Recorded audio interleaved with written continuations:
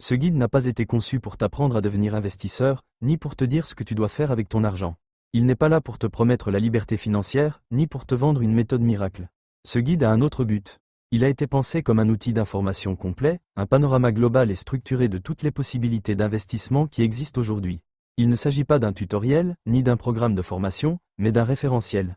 Un contenu clair, accessible, conçu pour te donner une vision d'ensemble, te permettre de comprendre les grands mécanismes et te faire gagner du temps. Dans un monde où les sources d'informations sont éparpillées, souvent orientées ou incomplètes, ce guide te propose un chemin cohérent. Pas pour t'apprendre à investir, mais pour que tu saches ce qui existe, comment cela fonctionne, quels sont les avantages, les limites, et les logiques derrière chaque option. Le contenu est organisé en modules indépendants, que tu peux consulter dans l'ordre ou séparément. On y parle d'immobilier, de produits financiers, d'enveloppes fiscales, de crypto-actifs, de métaux précieux, de private equity, et de bien d'autres formes de placement. L'objectif est toujours le même, à chaque étape, t'informer clairement, sans jargon inutile, sans promesses, sans positionnement commercial. Tu y trouveras des faits, des structures, des comparaisons, et des explications. Rien de plus. Mais parfois, ce « rien de plus » est exactement ce qu'il manque.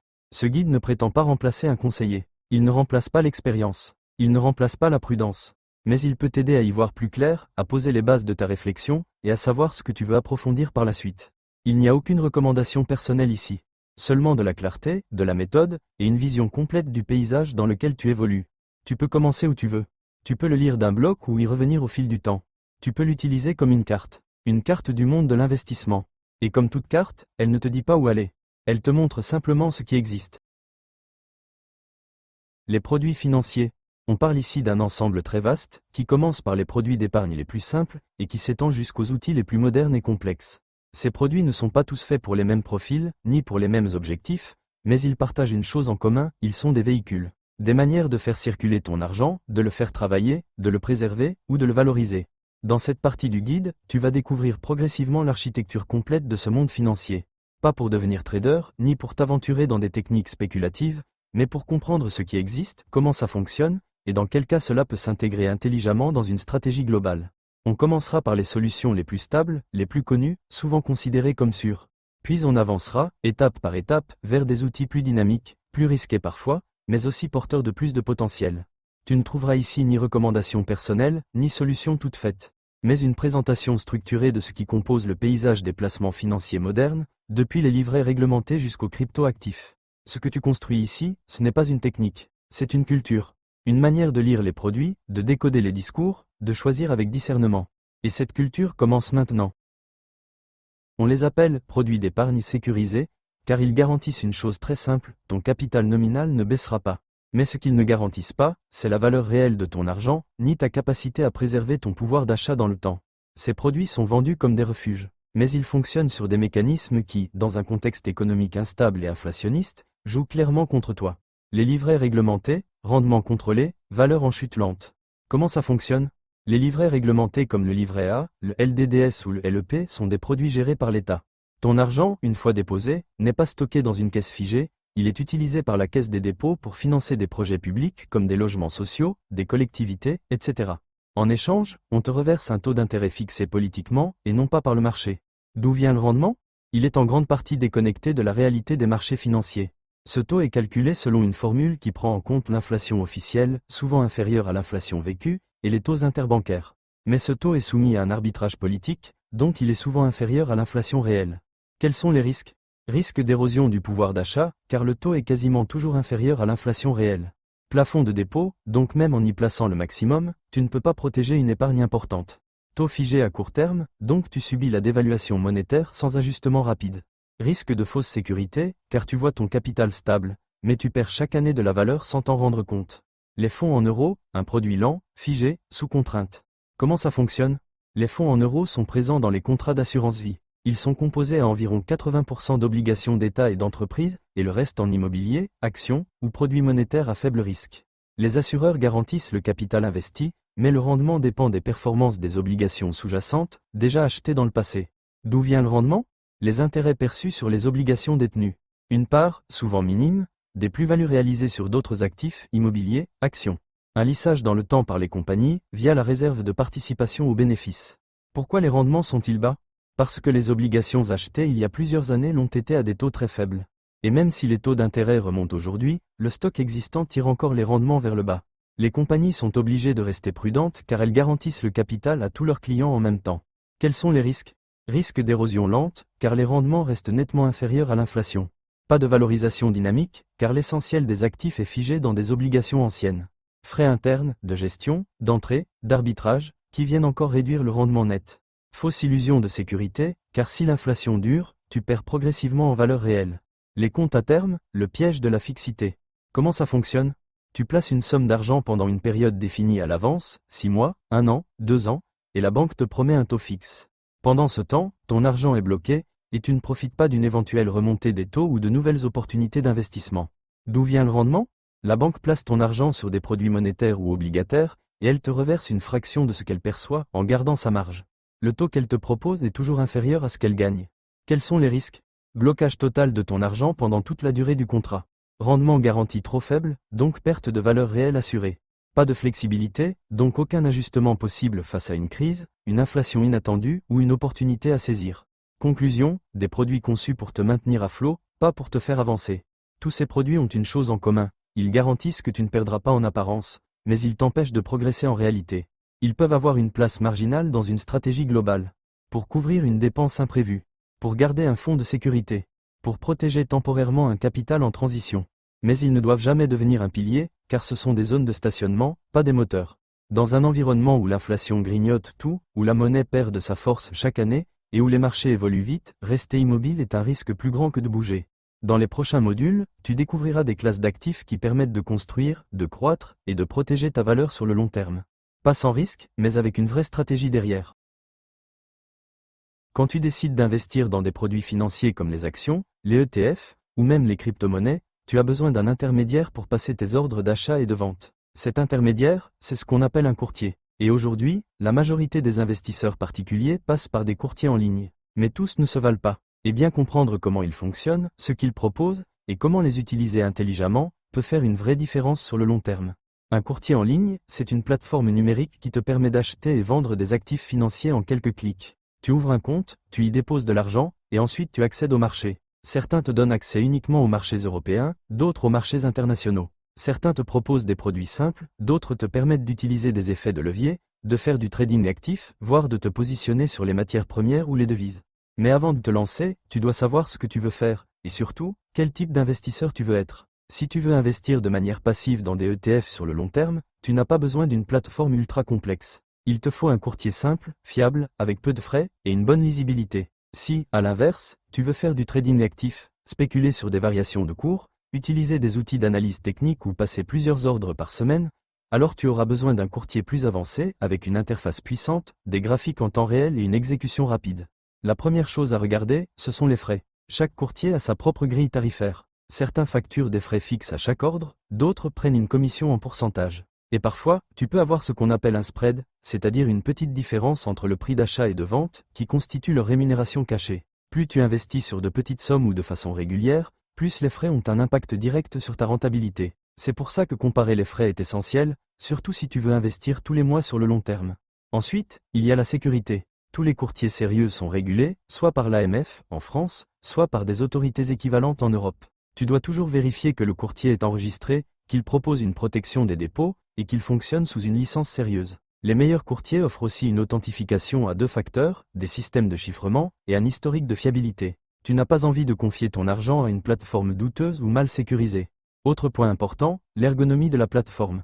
Tu dois te sentir à l'aise avec l'interface. Est-ce que c'est fluide? Est-ce que tu comprends où aller? Est-ce que tu peux acheter et vendre sans risque d'erreur? Est-ce que tu peux planifier des ordres automatiques, créer une alerte, programmer des achats mensuels? Tout ça est fondamental, surtout si tu veux investir sereinement, sans être noyé dans des menus techniques. Et bien sûr, il y a la qualité du support client, surtout si tu es débutant. Pouvoir contacter quelqu'un en cas de bug, poser une question, résoudre un problème de virement, c'est rassurant. Certains courtiers proposent un chat en direct, d'autres seulement un mail, et certains ont même un service en français. Ce genre de détail peut faire toute la différence en cas de souci. Parmi les courtiers en ligne les plus connus aujourd'hui, on retrouve par exemple Trade Republic, DeGiro, Boursorama, eToro, Interactive Broker ou encore Lynx. Chacun a ses spécificités. Trade Republic est souvent plébiscité pour les ETF en DCA automatique, avec très peu de frais. DeGiro est apprécié pour la diversité des marchés et ses faibles commissions. eToro propose une interface sociale et intuitive, mais plus orientée trading. Interactive Broker est très complet, mais plus technique. Boursorama, de son côté, offre une interface classique, mais intégrée à une banque. Ce qu'il faut comprendre, c'est qu'il n'y a pas de « meilleur » courtier universel. Il y a celui qui correspond à ta stratégie. Si tu veux acheter un ETF tous les mois et ne plus y toucher pendant 10 ans, tu n'as pas les mêmes besoins que quelqu'un qui veut gérer activement un portefeuille d'actions avec une dizaine d'opérations par semaine. Enfin, il y a un point qu'on oublie souvent, c'est l'intégration fiscale. Certains courtiers, notamment les étrangers, ne proposent pas de formulaires automatiques pour la déclaration fiscale française. Ce qui veut dire que tu devras faire toi-même tes calculs de plus-value, de dividendes perçus, et les intégrer dans ta déclaration. D'autres, comme Boursorama ou Fortuneo, envoient directement les documents nécessaires pour les impôts, ce qui peut te faire gagner beaucoup de temps et t'éviter des erreurs. Alors choisis ton courtier avec soin. Prends le temps de comparer, de lire les avis, de tester les interfaces si besoin. Parce que c'est avec cette plateforme que tu vas gérer ton argent. Et plus tu es à l'aise avec ton outil, plus tu seras confiant dans tes décisions. Dans le prochain module, on abordera justement la question de la fiscalité liée aux investissements financiers, que ce soit les actions, les ETF ou les cryptoactifs. Parce que oui, faire fructifier son argent, c'est bien. Mais comprendre comment l'État le prélève, c'est encore mieux. Les actions. Posséder une entreprise, comprendre sa valeur, gérer le risque. Une action n'est pas une ligne abstraite sur un compte-titre. C'est une part réelle de propriété dans une entreprise.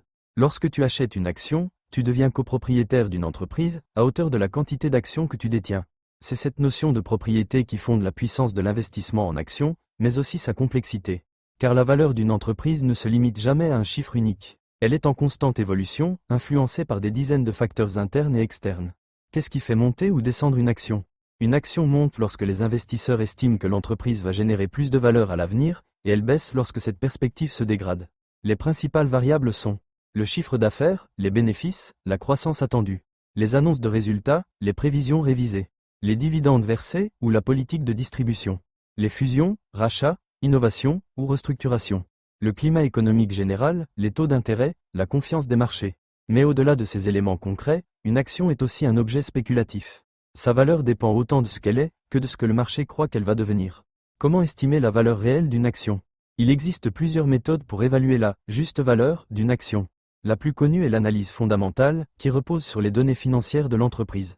Quelques outils courants. Le PER, Price Earnings Ratio, qui compare le prix de l'action à ses bénéfices.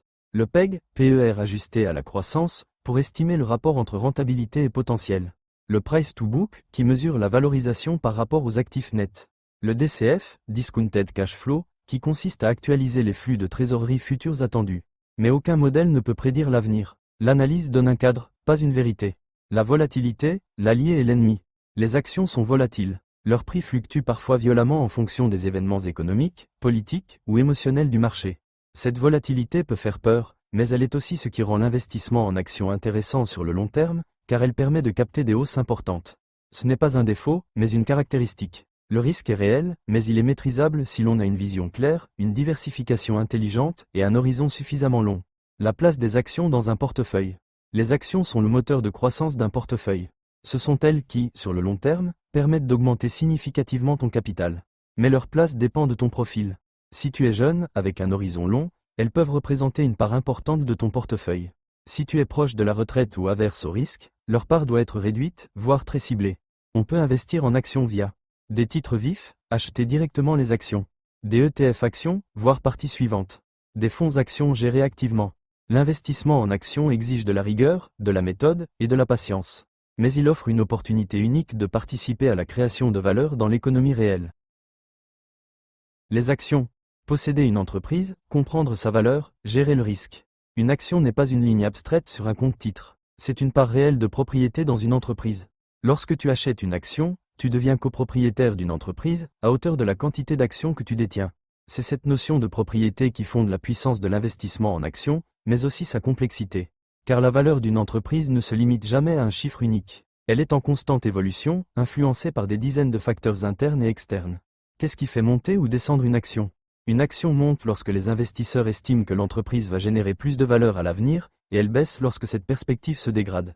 Les principales variables sont le chiffre d'affaires, les bénéfices, la croissance attendue, les annonces de résultats, les prévisions révisées, les dividendes versés ou la politique de distribution, les fusions, rachats, innovations ou restructurations, le climat économique général, les taux d'intérêt, la confiance des marchés. Mais au-delà de ces éléments concrets, Une action est aussi un objet spéculatif. Sa valeur dépend autant de ce qu'elle est, que de ce que le marché croit qu'elle va devenir. Comment estimer la valeur réelle d'une action? Il existe plusieurs méthodes pour évaluer la juste valeur d'une action. La plus connue est l'analyse fondamentale, qui repose sur les données financières de l'entreprise. Quelques outils courants. Le PER, Price Earnings Ratio, qui compare le prix de l'action à ses bénéfices. Le PEG, PER ajusté à la croissance, pour estimer le rapport entre rentabilité et potentiel. Le Price to Book, qui mesure la valorisation par rapport aux actifs nets. Le DCF, Discounted Cash Flow, qui consiste à actualiser les flux de trésorerie futurs attendus. Mais aucun modèle ne peut prédire l'avenir. L'analyse donne un cadre, pas une vérité. La volatilité, l'allié et l'ennemi. Les actions sont volatiles. Leur prix fluctue parfois violemment en fonction des événements économiques, politiques ou émotionnels du marché. Cette volatilité peut faire peur, mais elle est aussi ce qui rend l'investissement en actions intéressant sur le long terme, car elle permet de capter des hausses importantes. Ce n'est pas un défaut, mais une caractéristique. Le risque est réel, mais il est maîtrisable si l'on a une vision claire, une diversification intelligente et un horizon suffisamment long. La place des actions dans un portefeuille. Les actions sont le moteur de croissance d'un portefeuille. Ce sont elles qui, sur le long terme, permettent d'augmenter significativement ton capital. Mais leur place dépend de ton profil. Si tu es jeune, avec un horizon long, elles peuvent représenter une part importante de ton portefeuille. Si tu es proche de la retraite ou averse au risque, leur part doit être réduite, voire très ciblée. On peut investir en actions via des titres vifs, acheter directement les actions. Des ETF actions, voire partie suivante. Des fonds actions gérés activement. L'investissement en actions exige de la rigueur, de la méthode et de la patience. Mais il offre une opportunité unique de participer à la création de valeur dans l'économie réelle. Les obligations. Le moteur défensif de ton portefeuille. Une obligation est un contrat de dette. Lorsque tu achètes une obligation, tu prêtes de l'argent à un émetteur, qui peut être un État, une entreprise, une collectivité. En échange, cet émetteur s'engage à te verser des intérêts réguliers, puis à te rembourser le capital à l'échéance prévue. C'est un actif de revenu fixe, souvent moins risqué que les actions, mais également moins rémunérateur. D'où vient le rendement d'une obligation? Le rendement d'une obligation dépend principalement de deux éléments. Le taux d'intérêt nominal, défini à l'émission. Le prix d'achat de l'obligation sur le marché secondaire. Une obligation achetée à son prix d'émission te donne un rendement égal au taux annoncé. Mais sur le marché secondaire, les prix bougent, donc le rendement réel peut être différent. Ce qui fait varier les prix des obligations. Le prix des obligations évolue en fonction des taux d'intérêt du marché. Quand les taux montent, les anciennes obligations à taux plus bas deviennent moins attractives, donc leur prix baisse. Quand les taux baissent, les anciennes obligations deviennent plus intéressantes, donc leur prix monte. C'est une règle fondamentale. Le lien entre les taux d'intérêt et les prix obligataires est inverse et mécanique. Notation des obligations et risque de défaut. Les obligations ne sont pas toutes égales. Les émetteurs sont notés par des agences, Moody's, Standard & Poor's, Fitch, selon leur solidité financière. A jusqu'à B égale Investment Grade, obligation de bonne qualité. BB est en dessous, High Yield, plus risqué mais mieux rémunéré. En cas de défaut, l'investisseur peut perdre une partie ou la totalité du capital. Mieux vaut une obligation bien notée qui rapporte peu, qu'un produit spéculatif déguisé en revenu sûr. La place des obligations dans un portefeuille. Les obligations sont des actifs de stabilisation.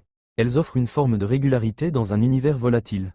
Elles servent à réduire le risque global du portefeuille, générer des revenus passifs, compenser les baisses des actions dans les phases de correction. Elles sont particulièrement utiles pour les profils prudents ou pour équilibrer un portefeuille dynamique. Les ETF. La simplicité de la diversification. Les ETF, ou Exchange Traded Funds, sont des fonds cotés en bourse. Ils ont une mission simple, répliquer un indice, de manière fidèle, automatisée et à très faible coût. Qu'est-ce qu'un indice financier? Un indice est une moyenne représentative d'un ensemble d'actifs. Il permet de mesurer la performance d'un marché, d'un secteur ou d'une zone géographique. Quelques exemples. Le CAC 40 représente les 40 principales sociétés françaises. Le MSCI World regroupe des milliers d'actions dans les pays développés. Il existe aussi des indices sectoriels, comme l'énergie, la santé ou la tech. Un indice ne peut pas être acheté directement, mais il peut être reproduit via un ETF. Comment les ETF répliquent un indice? Il existe deux types de réplication. Réplication physique, où l'ETF achète réellement les titres de l'indice. Réplication synthétique, où l'ETF utilise un contrat financier pour suivre la performance de l'indice. La plupart des ETF sont gérés passivement. Cela signifie qu'ils ne cherchent pas à battre le marché, mais simplement à le suivre le plus fidèlement possible avec des frais réduits. Avantage des ETF. Frais très faibles. Diversification immédiate, dès l'achat d'une seule part. Transparence totale sur la composition. Facilité d'achat et de revente, comme une action. Inconvénients potentiels. Certains ETF sont trop spécialisés ou peu liquides. Les ETF synthétiques ajoutent une couche de complexité, contrepartie, swap. L'investisseur est exposé à la baisse du marché comme avec les actions. La place des ETF dans un portefeuille. Les ETF sont une excellente solution de base pour construire un portefeuille diversifié, même avec un petit capital. Ils permettent de reproduire des stratégies indiciaires sur le long terme, accéder à des zones géographiques difficiles à investir directement, simplifier la gestion sans sacrifier la performance. Certains investisseurs construisent même des portefeuilles 100% ETF pour une gestion passive, régulière et évolutive. Conclusion des trois classes. Les actions, les obligations et les ETF forment la colonne vertébrale d'un portefeuille moderne. Comprendre leur logique, leurs avantages et leurs risques, c'est poser les bases d'une stratégie claire et cohérente. Le choix entre eux ne dépend pas d'une règle unique, mais de ton profil, de ton horizon et de ton objectif. Et c'est exactement ce que nous aborderons lorsque nous parlerons de construction de portefeuille global. Le long terme et les intérêts composés, la vraie force de l'investisseur particulier. Il existe un principe simple, presque évident, mais que beaucoup de gens ignorent en pratique. Le pouvoir des intérêts composés. C'est quoi exactement? C'est simplement le fait de laisser tes gains sur place. Plutôt que de les retirer, tu les laisses travailler avec ton capital initial. Et l'année suivante, tu gagnes des intérêts sur tes intérêts. C'est tout. Mais ce simple réflexe, répété année après année, peut transformer un investissement moyen en véritable moteur de croissance à long terme. Une logique ultra simple. Tu investis une somme aujourd'hui. Elle te rapporte quelque chose cette année. Tu ne touches à rien. L'année suivante, tu gagnes sur l'argent de départ plus que tu avais déjà gagné. Et tu répètes. C'est le temps qui fait le travail à ta place. Et plus tu laisses passer les années, plus le résultat devient impressionnant. Tu peux visualiser tout ça facilement grâce aux nombreux calculateurs d'intérêts composés disponibles en ligne, qui montrent à quel point un simple 5 ou 7% annuel peut devenir énorme sur 10, 20 ou 30 ans. Pourquoi cette stratégie est parfaite pour les particuliers? Parce qu'elle ne repose ni sur la chance, ni sur la rapidité. Elle repose sur la régularité, le bon choix de support, et surtout la patience. Tu n'as pas besoin de suivre les marchés tous les jours. Tu n'as pas besoin de parier ou de prédire quoi que ce soit. Tu poses une base, tu ajoutes régulièrement, et tu laisses faire. Et avec les ETF, c'est encore plus simple. Les ETF capitalisants sont faits pour ça. Ils permettent de te donner accès à un portefeuille très diversifié. Réinvestissent automatiquement les gains, comme les dividendes. Ne demandent aucune action de ta part. Et optimisent l'effet des intérêts composés, sans fiscalité immédiate. Tu ne fais rien. Et pourtant ton capital grossit. Année après année. Et les actions à dividendes dans cette logique? Certaines actions versent des dividendes, elles te donnent du revenu régulier, mais il faut le réinvestir manuellement si tu veux profiter de la capitalisation. Et en plus, ces dividendes sont imposés tout de suite. D'autres, appelées actions de croissance ou capitalisantes, ne versent rien mais réinvestissent leurs bénéfices dans l'entreprise. Résultat, la valeur de l'action augmente naturellement, sans rien distribuer. Et toi, tu profites de cette progression sans sortir d'argent, sans fiscalité et sans interruption. Dans une stratégie long terme, ce type d'action ou d'ETF capitalisant est le plus puissant pour faire jouer les intérêts composés à plein régime. Le DCA, ou l'art d'investir régulièrement sans se poser 1000 questions. Il y a un autre élément clé, souvent négligé, qui rend les intérêts composés encore plus puissants, la régularité. Et c'est là qu'intervient une méthode simple mais très efficace, le DCA, ou en français, l'investissement programmé. Le principe est facile à comprendre. Tu investis la même somme, à intervalles réguliers, peu importe l'état du marché. Chaque mois, chaque trimestre, chaque semaine, peu importe la fréquence. L'important, c'est la constance. Pourquoi c'est utile? Le marché bouge en permanence. Tu peux avoir peur d'acheter au mauvais moment, ou attendre la bonne opportunité qui ne vient jamais. Avec le DCA, tu ne cherches pas à deviner le bon moment. Tu listes tes points d'entrée dans le temps. Tu achètes parfois haut, parfois bas, mais le prix moyen devient équilibré. C'est une stratégie qui réduit le risque de timing tout en renforçant la discipline d'investissement. Et combinée aux intérêts composés, en associant le DCA avec des ETF capitalisants ou des actions de croissance, une logique long terme, et une enveloppe fiscale adaptée, PEA, assurance vie, etc. Tu obtiens un système où tu investis sans stress. Tu fais croître ton capital doucement. Tu laisses les intérêts composés faire leur travail sans interruption. Tu bâtis une structure solide, année après année. Et surtout, tu élimines le plus grand ennemi de l'investisseur particulier, l'émotion. En résumé, le DCA est l'allié naturel des intérêts composés. C'est une méthode simple, accessible à tous, et redoutablement efficace sur la durée. Tu ne cherches pas à être parfait. Tu cherches à être régulier. Et dans l'univers de l'investissement, c'est ça qui paye vraiment. Pas besoin de stratégie compliquée. Juste investir dans les bons supports. Ne pas retirer les gains. Répéter dans le temps. Et le résultat parlera de lui-même. Pas en quelques mois, mais en plusieurs années. Les matières premières valeurs refuge ou paris spéculatifs. Les matières premières, aussi appelées commodities, regroupent les ressources physiques échangées sur les marchés mondiaux. On y trouve des catégories très différentes, mais toutes essentielles à l'économie. Les métaux précieux, comme l'or, l'argent ou le platine. Les matières premières industrielles, comme le cuivre, le nickel ou le lithium. Les matières premières agricoles, comme le blé, le cacao ou le soja. Les énergies fossiles, comme le pétrole, le gaz ou le charbon. Ces actifs ne génèrent pas de revenus. On ne touche pas de dividendes ou d'intérêts en les détenant. Leur intérêt est ailleurs, dans leur fonction économique ou monétaire, selon le contexte. Pourquoi investir dans les matières premières? Il existe deux grandes logiques. La couverture contre l'inflation ou les crises, notamment via les métaux précieux. La spéculation sur la hausse de prix, en lien avec les tensions géopolitiques, les pénuries ou la demande mondiale. Les matières premières sont sensibles à des variables très différentes des actions ou obligations. L'offre disponible, production, stock, géopolitique. La demande mondiale, croissance économique, technologies émergentes. Les conditions climatiques, dans le cas de l'agriculture. La stabilité monétaire, surtout pour l'or. Comment y accéder? Tu peux investir dans les matières premières via des ETF ou etc. adossés au prix spot ou à des contrats à terme. Des actions de sociétés minières, pétrolières ou agricoles. Des contrats à terme ou options, réservés aux investisseurs expérimentés. Des actifs physiques, lingots, pièces d'or, stockage. Chaque méthode a ses propres caractéristiques en matière de fiscalité, de liquidité, de frais et de stockage. Quels sont les risques? Volatilité extrême, parfois plus forte que sur les actions. Aucun rendement passif, donc aucune rentabilité intrinsèque si les prix stagnent. Effet de contango, dans les ETF basés sur des contrats à terme, qui peut éroder la performance. Fiscalité complexe, notamment sur les métaux physiques ou les plus-values de contrats dérivés. Quel rôle dans un portefeuille? Les matières premières peuvent jouer un rôle de couverture partielle contre l'inflation. Diversification par rapport aux actifs financiers classiques. Réserve de valeur, dans le cas de l'or et de l'argent. Mais elles ne doivent pas représenter une part trop importante du portefeuille. Ce sont des actifs sans rendement automatique, dont la valeur dépend de facteurs extérieurs souvent imprévisibles. Les devises. Entre arbitrage monétaire et spéculation globale. Le marché des devises est le plus grand marché financier au monde. Il fonctionne 24 heures sur 24, 5 jours sur 7, et traite chaque jour des milliers de milliards de dollars d'échanges. Mais contrairement à ce que l'on croit, ce marché n'est pas réservé aux banques centrales et aux grandes institutions. Il est aussi devenu un terrain d'opération pour les investisseurs particuliers, souvent via des plateformes de trading en ligne. Ce module t'explique comment fonctionne ce marché, quels sont ses enjeux économiques, et dans quel cas il peut s'intégrer à une stratégie d'investissement. Qu'est-ce que le marché des devises? Le marché des devises est l'endroit où s'échangent les monnaies du monde entier. Tu peux y échanger des euros contre des dollars, des yens contre des livres sterling, etc. Chaque échange repose sur un taux de change qui évolue en permanence en fonction des taux d'intérêt pratiqués par les banques centrales, des politiques monétaires, des données économiques, inflation, croissance, balance commerciale, du climat géopolitique mondial, de la confiance globale envers une monnaie. Le forex ne repose pas sur la création de valeur, mais sur l'arbitrage des variations entre monnaies. C'est un marché relatif. Comment investir sur les devises? Il existe plusieurs façons d'exposer son portefeuille aux devises. Échanger directement des devises sur un compte multidevises. Spéculer via des plateformes de trading forex, souvent avec effet de levier. Investir dans des obligations ou fonds en devises étrangères, sans couverture. Utiliser les devises comme couverture d'un portefeuille international.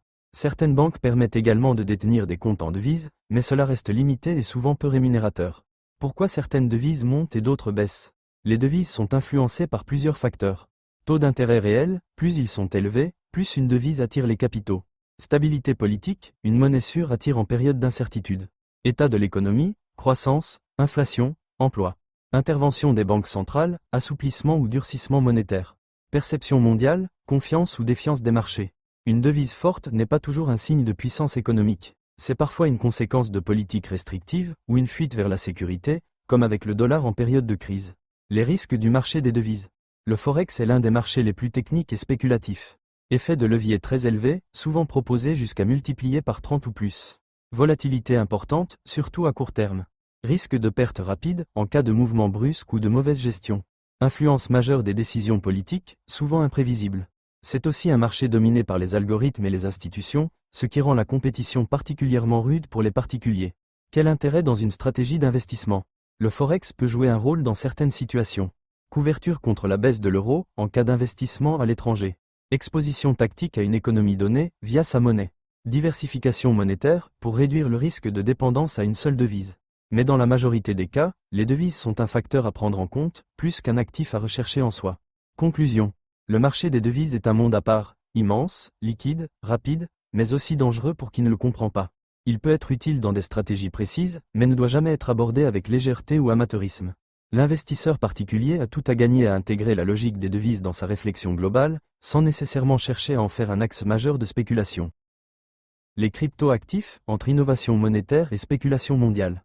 Parmi tous les produits financiers modernes, les crypto-actifs occupent une place à part. Ils sont nés en dehors du système bancaire traditionnel, portés par des idéaux de décentralisation, de transparence et d'indépendance vis-à-vis des institutions. Aujourd'hui, ils sont à la fois des technologies, des actifs spéculatifs, et pour certains, des instruments monétaires émergents. Les crypto-actifs ne remplacent pas les autres classes d'actifs, mais ils ouvrent une nouvelle voie, une manière différente de penser la valeur, la propriété, et les échanges à l'ère numérique. Qu'est-ce qu'un crypto-actif ? Un crypto-actif est une unité numérique, enregistrée sur une blockchain, un registre public et infalsifiable. Ce registre permet de certifier les transactions sans passer par une autorité centrale. Il en existe aujourd'hui des milliers, mais les plus connus sont Bitcoin, souvent considéré comme une réserve de valeur numérique. Ethereum, une plateforme permettant de créer des applications décentralisées. Et une multitude d'autres projets, plus ou moins sérieux, plus ou moins utiles. Ces actifs sont généralement divisibles, transférables instantanément, et accessible à tous via une simple connexion Internet. Comment fonctionne une blockchain ? La blockchain est une base de données distribuée, partagée entre des milliers d'ordinateurs dans le monde. Chaque transaction est validée par un mécanisme de consensus, puis enregistrée de manière permanente. Ce système garantit une transparence totale, une résistance à la fraude et une absence d'intermédiaires. Mais il dépend aussi de la technologie, de la sécurité des réseaux et de la confiance des utilisateurs. Pourquoi les crypto-actifs intéressent autant ? Il y a plusieurs raisons à cet engouement mondial. La décentralisation, qui redonne du pouvoir à l'individu face aux institutions financières. La rareté programmée, notamment dans le cas du Bitcoin, perçue comme un équivalent numérique de l'or. La spéculation, car la volatilité attire les investisseurs en quête de gains rapides. L'innovation technologique, qui permet la création d'applications autonomes, de contrats intelligents et de nouveaux modèles économiques. Mais toutes les crypto-monnaies ne se valent pas, et beaucoup n'ont aucune utilité réelle, ni projet solide. Quels sont les risques associés ?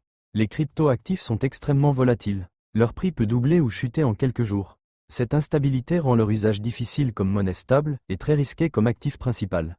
Ils sont également exposés à la fraude, via des projets fictifs ou des plateformes mal sécurisées. La perte totale d'accès, en cas de perte de mot de passe ou de portefeuille. L'incertitude réglementaire, selon les pays et les décisions politiques futures. La déconnexion de la valeur réelle, car beaucoup de projets reposent sur la promesse plus que sur les résultats. Comment y accéder ?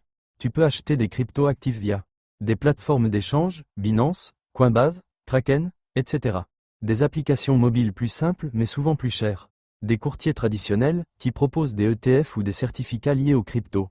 Des portefeuilles numériques, pour stocker tes actifs hors ligne ou sur mobile. Chaque solution a ses avantages, mais aussi ses risques en termes de sécurité, de frais, et de contrôle réel sur tes fonds. Quel rôle peuvent jouer les cryptos dans une stratégie globale ? Les crypto-actifs peuvent être utilisés comme une réserve de valeur alternative, dans une logique proche de celle de l'or. Une petite part spéculative dans un portefeuille diversifié. Un accès à des projets innovants, dans une logique de soutien ou d'investissement en phase très précoce. Mais ils doivent rester un complément, jamais un socle, car leur évolution est encore incertaine, instable, et fortement dépendante du contexte global. Conclusion. Les crypto-actifs ne sont ni une bulle, ni une révolution immédiate. Ils sont un phénomène en construction, un terrain d'exploration, un laboratoire économique mondial. Ils doivent être abordés avec curiosité, prudence et lucidité. Dans un monde en transition, ils offrent une ouverture vers d'autres modèles. Mais cette ouverture doit toujours être encadrée par une stratégie cohérente, consciente et équilibrée. Les NFT, propriétés numériques et valeurs symboliques. Les NFT, ou jetons non fongibles, font partie des applications les plus visibles et controversées de la blockchain.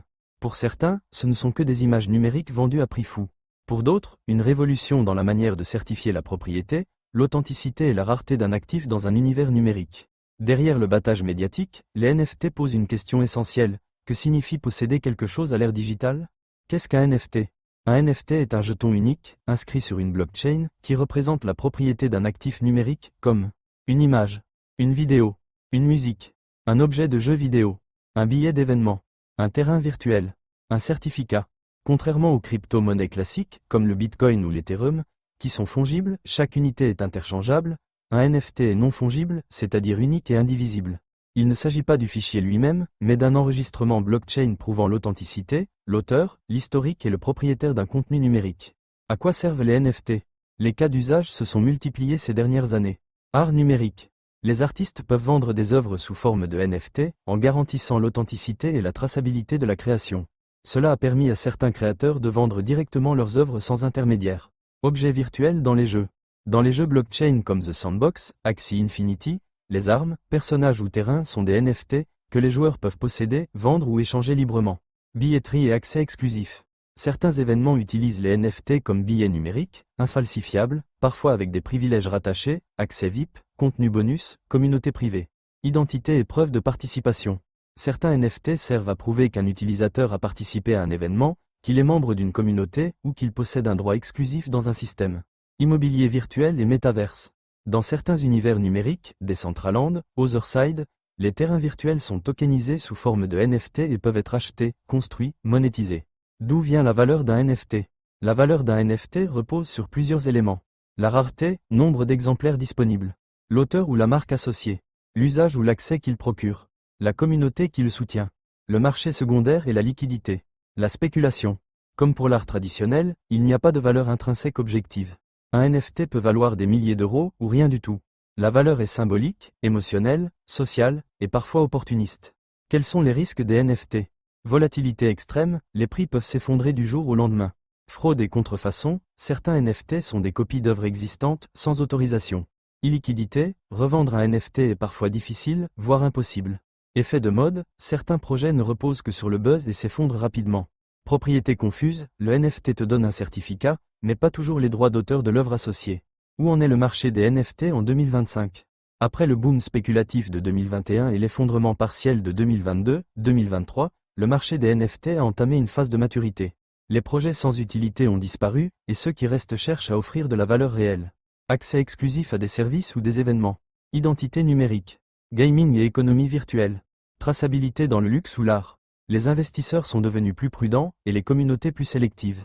Le NFT n'est plus vu comme un objet de spéculation rapide, mais comme un outil d'authentification et d'engagement dans des univers numériques bien définis. Quel rôle pour les NFT dans une stratégie d'investissement? Les NFT ne sont pas des actifs financiers classiques. Ils ne génèrent pas de revenus, ne sont pas liquides, ne reposent pas sur des fondamentaux économiques. Mais ils peuvent être utilisés dans trois logiques. Collection, logique émotionnelle ou culturelle.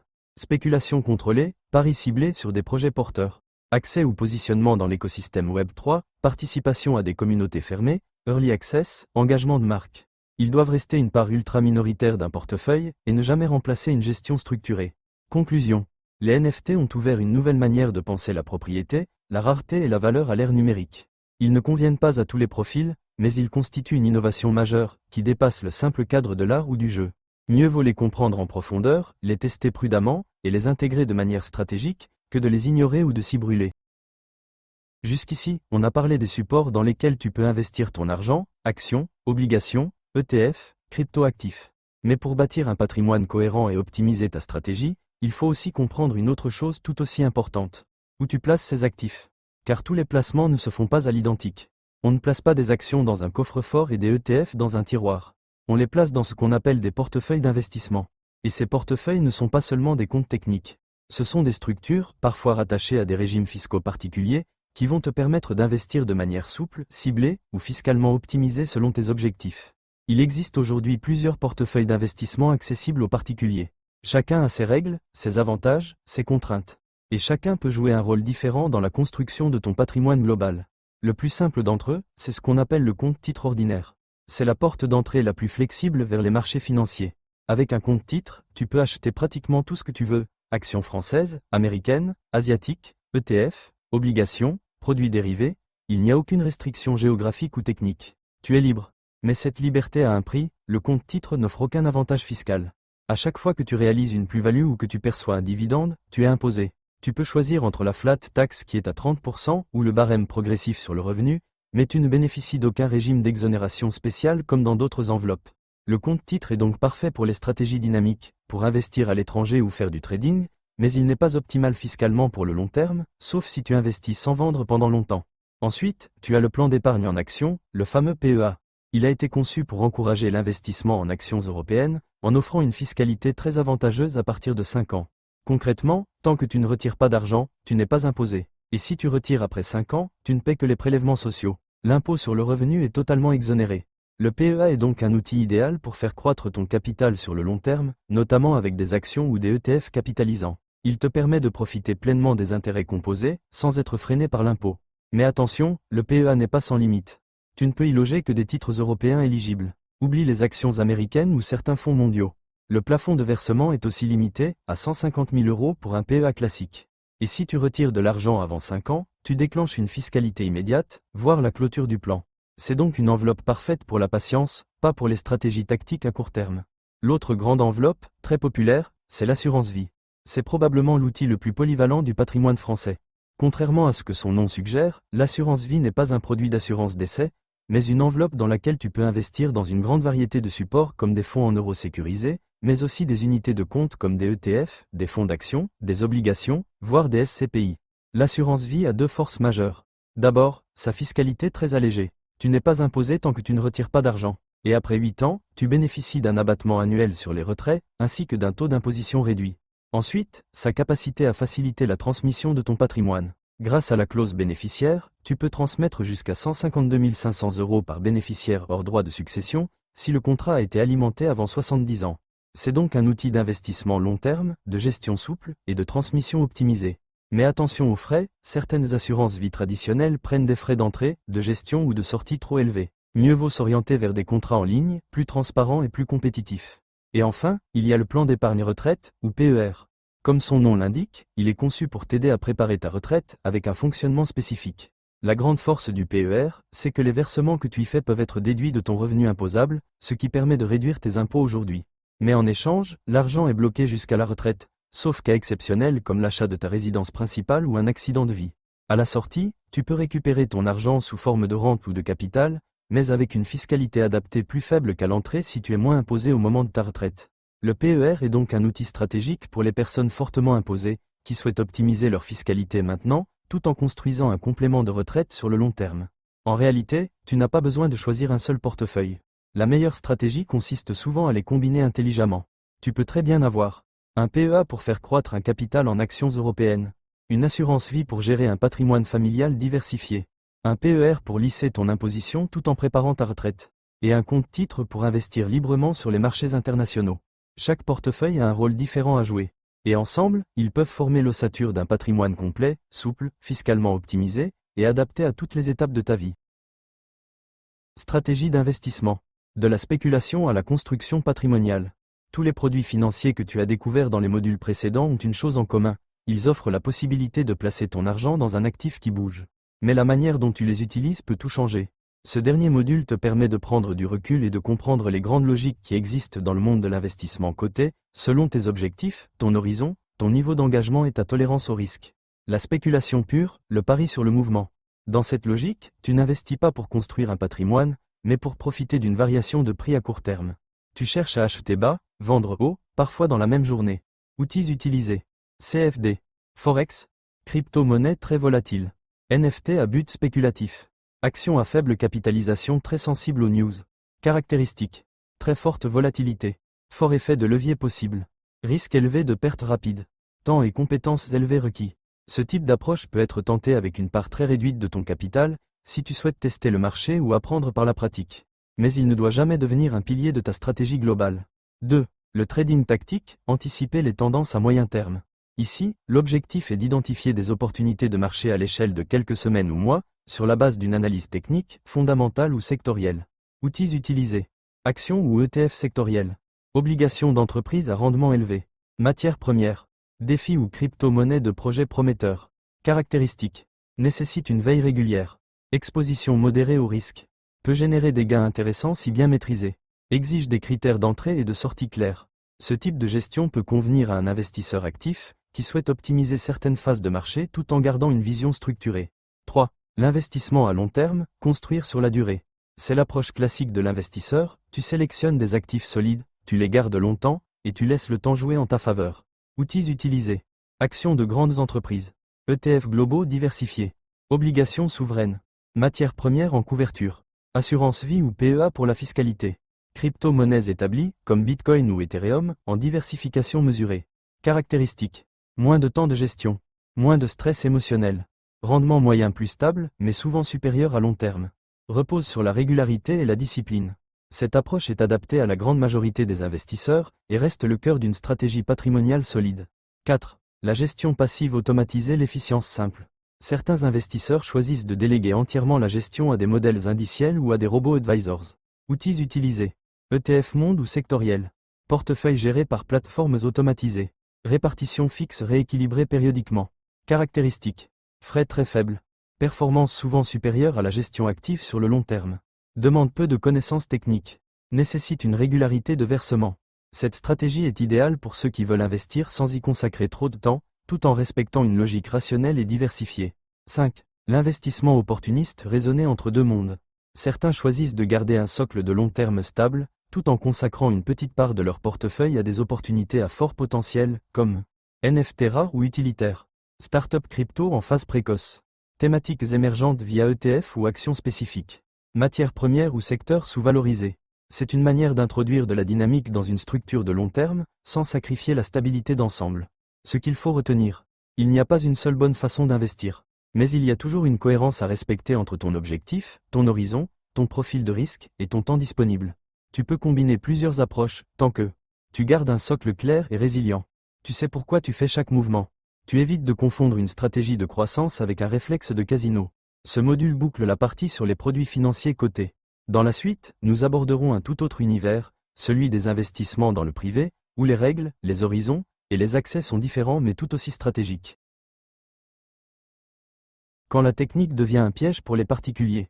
Tout au long de ce guide, tu as découvert les produits financiers accessibles au grand public, ceux qui permettent de construire un portefeuille solide, cohérent et progressif. Mais certains produits techniques ou très spécifiques ne sont pas développés ici. Ce n'est pas un oubli, c'est une décision volontaire. Ce guide s'adresse aux particuliers, à ceux qui veulent comprendre et bâtir un patrimoine stable. Et dans cette logique, certains instruments n'ont pas leur place, ou ne peuvent y être présentés qu'avec des précautions très claires. Ce que j'ai volontairement écarté et que tu ne trouveras pas ici. Des stratégies d'options complexes. Des produits ultra spéculatifs comme les turbos, warrants ou certificats à effet de levier. Des arbitrages à haute fréquence. Ou des techniques de couverture réservées aux institutionnels. Ces outils ne sont pas inutiles en soi. Ils ont leur logique. Mais leur usage exige un haut niveau de technicité, un capital conséquent, et une rigueur absolue dans l'exécution. Leur mise à disposition sur des plateformes grand public ne les rend pas moins risqués. Elle les rend simplement plus dangereux pour ceux qui n'en maîtrisent ni le fonctionnement ni les enjeux. Ce que je propose à la place, c'est comprendre les bases, poser les bons repères, maîtriser les mécanismes, choisir des produits adaptés à ton profil et à ton horizon. Pas pour suivre la mode, mais pour construire, étape par étape, un socle patrimonial que tu comprends réellement. Pourquoi ce choix est essentiel? L'illusion de la facilité, portée par certaines applications ou influenceurs, fait aujourd'hui beaucoup de dégâts.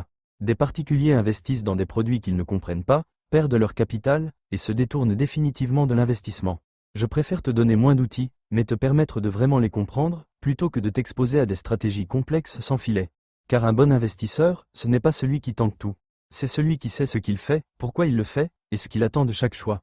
Ce guide ne vise pas l'exhaustivité théorique, mais la clarté pratique. Il ne cherche pas à tout couvrir, mais à protéger ce qui compte, ta capacité à investir en confiance, sur des bases saines.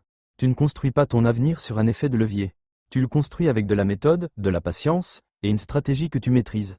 Et c'est exactement ce que ce guide t'aide à faire. Ces dernières années, on a vu se démocratiser des produits financiers extrêmement techniques, longtemps réservés aux professionnels des marchés. Ils sont désormais disponibles à quelques clics, via des plateformes simples, rapides, visuellement lisses, parfois même gamifiées. CFD, options, turbo, levier fois multiplié par 20 ou fois 30, arbitrage algorithmique. Autant de termes qui donnent l'impression de pouvoir gagner beaucoup, vite, avec une forme de contrôle. Mais derrière cette illusion de simplicité se cache souvent un piège sournois, celui de l'investissement sans fondation, déconnecté du réel et des objectifs de vie. Ce qui a changé, ce n'est pas les produits, c'est leur accessibilité. Autrefois, ces instruments étaient réservés aux professionnels. Traders de salle, gérants de hedge funds, analystes quantitatifs, ou institutions utilisant ces outils pour couvrir un risque réel. Aujourd'hui, ils sont utilisés par des étudiants, des salariés, des retraités, sans réelle formation, simplement parce qu'une publicité, un influenceur ou une appli les a convaincus que c'était facile. Le résultat est souvent le même. Perte rapide, démotivation, rejet de tout investissement, et une croyance renforcée que tout est truqué. Le levier, c'est un accélérateur, pas une solution. Un des grands pièges, c'est l'effet de levier. L'idée de pouvoir placer 1000 € et bouger comme si on en avait 30 000. Mais si tu gagnes x3, tu peux aussi perdre x3 en quelques secondes. Et la plateforme, elle, ne perd jamais. Les frais, le spread, les appels de marge, les ordres automatiques, tout est conçu pour que la moindre erreur coûte cher. Ce ne sont pas des outils d'investissement. Ce sont des instruments de spéculation avancés, pour des stratégies précises, et dans un cadre ultra discipliné. Tu n'as pas besoin de jouer pour construire ton avenir. La base d'un patrimoine solide, ce n'est pas un pari. C'est une structure, un socle, un portefeuille diversifié, adapté à ton profil, à ton horizon et à ta vie réelle. Il est normal de vouloir tester, comprendre, essayer. Mais il faut savoir ce que l'on cherche à construire. Et garder une règle simple.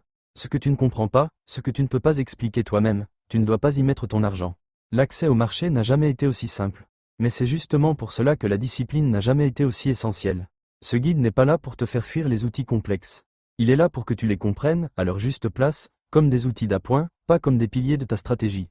Tu ne construis pas ton avenir sur un coup de poker. Tu le construis avec des choix éclairés, cohérents et durables. Et ça commence ici. Les investissements privés regroupent l'ensemble des placements réalisés en dehors des marchés financiers cotés. Ils incluent l'immobilier non coté, le financement d'entreprises non cotées, ou encore certains actifs alternatifs. Ces investissements offrent généralement un meilleur potentiel de rendement, mais en contrepartie d'une liquidité réduite et d'un risque souvent mal compris par le grand public. Dans ce module condensé, nous allons explorer les principales formes d'investissement privés accessibles aux particuliers, en commençant par l'un des plus populaires, les SCPI. Lorsqu'un investisseur souhaite se tourner vers l'immobilier sans pour autant acheter un bien en direct, les SCPI représentent souvent une première étape logique. Ces sociétés civiles de placement immobilier permettent à chacun de devenir copropriétaire d'un vaste parc immobilier géré par des professionnels, et de percevoir une part des loyers encaissés. En investissant dans une SCPI, on accède à un portefeuille diversifié de biens immobiliers, souvent répartis dans plusieurs régions, voire pays, et dans des secteurs variés comme les bureaux, les commerces, la santé ou encore la logistique. Tout est pris en charge par une société de gestion, de l'achat à la mise en location, jusqu'à la perception des loyers. L'investisseur, lui, n'a qu'à attendre le versement de ses revenus. Il existe différents types de SCPI. Certaines visent un rendement stable avec des loyers réguliers, d'autres proposent des avantages fiscaux à travers des dispositifs spécifiques, tandis que certaines misent sur l'évolution de la valeur des biens pour générer des plus-values à long terme. Plusieurs chemins permettent d'y accéder. Le plus direct consiste à passer par une plateforme spécialisée ou un conseiller en gestion de patrimoine. Ces intermédiaires proposent souvent une large gamme de SCPI, avec des conseils personnalisés et des démarches simplifiées, parfois entièrement en ligne. Pour ceux qui cherchent une optimisation fiscale, certaines SCPI sont disponibles à l'intérieur de contrats d'assurance vie. Dans ce cas, les loyers ne sont pas taxés comme des revenus fonciers classiques, mais suivent le régime avantageux de l'assurance vie, ce qui peut faire une réelle différence à long terme. Il est également possible d'investir à crédit, en utilisant un emprunt pour acquérir des parts. Cette stratégie de levier permet d'augmenter son exposition à l'immobilier sans mobiliser trop de capital au départ. Enfin, certaines personnes optent pour l'achat en démembrement de propriété, en achetant que la nue propriété ou l'usufruit, selon leur situation patrimoniale et leurs objectifs à long terme. Si les SCPI séduisent par leur simplicité et leur potentiel de rendement, elles présentent aussi des limites importantes. Les parts ne sont pas toujours faciles à revendre rapidement.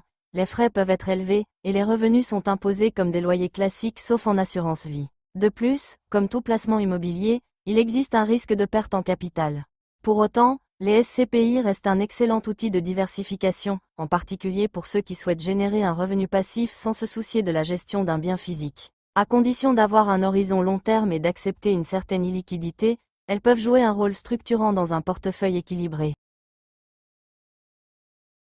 Le crowdfunding immobilier et entrepreneurial, des investissements participatifs à fort potentiel.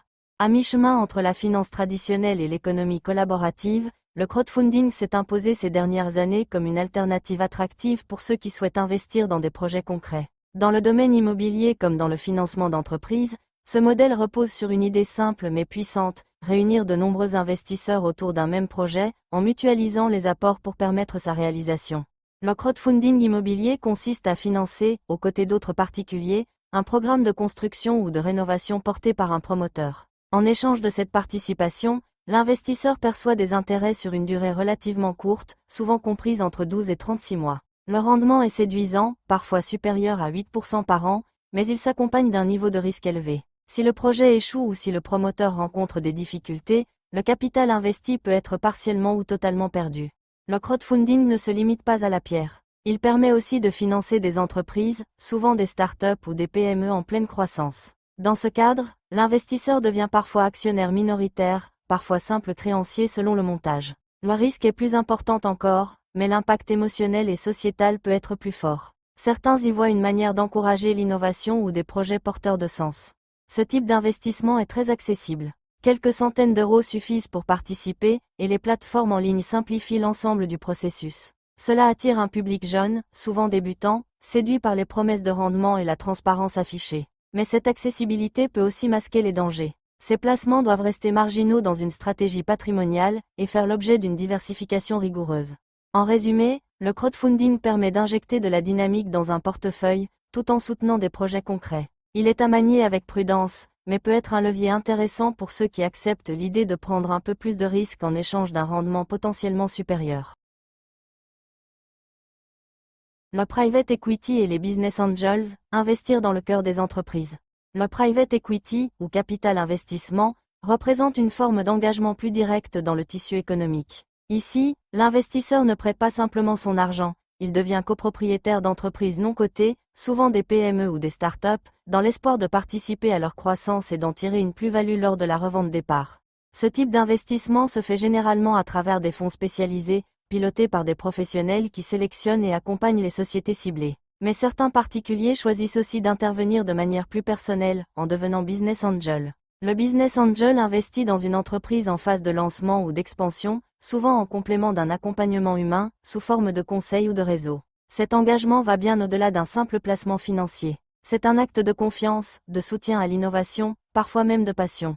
Le potentiel de rendement est important, mais le risque l'est tout autant. Une majorité de jeunes entreprises échouent ou stagnent, et seules quelques-unes génèrent les fameux effets multiplicateurs qui rendent ce type d'investissement attractif. Il faut donc accepter que l'échec fasse partie du jeu, et que la patience soit de mise. Le capital peut rester bloqué pendant plusieurs années, sans aucune garantie de revente. Ces placements sont souvent réservés à des investisseurs expérimentés ou fortunés, mais ils deviennent de plus en plus accessibles grâce aux plateformes de financement participatif dédiées aux levées de fonds privés. Le ticket d'entrée peut parfois être modeste, mais cela ne doit pas masquer la nécessité de comprendre l'entreprise, son modèle économique et la qualité de l'équipe dirigeante. Le private equity, qu'il passe par des fonds ou par une implication directe comme business angel, permet d'investir dans l'économie réelle. Il offre une exposition à des projets ambitieux, porteurs de croissance, mais nécessite une approche prudente, méthodique et engagée. Il complète parfaitement un portefeuille long terme pour ceux qui veulent donner du sens à leur capital tout en recherchant un rendement supérieur à la moyenne. Objets de valeur et actifs alternatifs, entre passion et spéculation. Il existe une catégorie d'investissement qui échappe aux logiques traditionnelles de rendement et de gestion patrimoniale, ce sont les objets de valeur. Montres de collection, œuvres d'art, grands crus, voitures anciennes, pièces d'or, cartes Pokémon ou baskets rares, ces actifs attirent par leur dimension émotionnelle autant que financière. Investir dans un actif de collection repose souvent sur une passion personnelle. Le plaisir de posséder, de rechercher, de conserver. Mais derrière cette passion peut se cacher un potentiel de valorisation important, surtout lorsque l'objet devient rare ou recherché par une communauté internationale. Les plateformes de revente, les ventes aux enchères ou les marketplaces spécialisés ont facilité l'accès à ce type de placement. Cependant, ce marché reste opaque et spéculatif. La valorisation dépend de facteurs subjectifs, parfois instables. Il n'y a aucune garantie de liquidité, ni de rendement. De plus, l'authenticité, l'état de conservation ou les tendances du moment jouent un rôle central. Ce type de placement reste donc réservé à ceux qui ont une affinité réelle avec l'univers concerné, et qui sont prêts à accepter une part importante d'incertitude. Utilisé en complément d'une stratégie patrimoniale plus classique, il peut apporter une touche de singularité, mais ne doit jamais en constituer le socle. Crypto-actifs non cotés, entre innovation et volatilité extrême. Si les crypto-actifs sont déjà bien connus à travers le Bitcoin ou l'Ethereum, il existe une autre facette de cet univers, bien plus risquée et moins régulée, celle des projets non cotés. Les ICO, IDO, ou encore les launchpads permettent aux investisseurs de participer au financement de nouvelles blockchains, de projets défis ou de plateformes Web3 dès leur lancement. En contrepartie, ils reçoivent des tokens émis par ces projets. Ces investissements sont extrêmement spéculatifs. La volatilité est considérable, la liquidité parfois inexistante, et les risques de fraude ou d'échec très élevés. Pourtant, certains projets réussissent à exploser et à offrir des rendements spectaculaires. Ce sont souvent ces success stories qui attirent les investisseurs, en quête de gains rapides.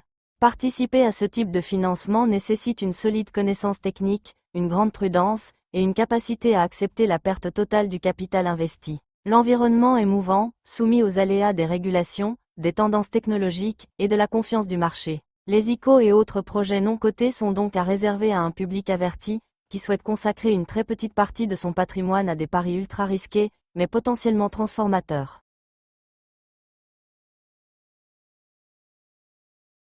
Groupements forestiers et fonciers agricoles, l'investissement au rythme de la nature.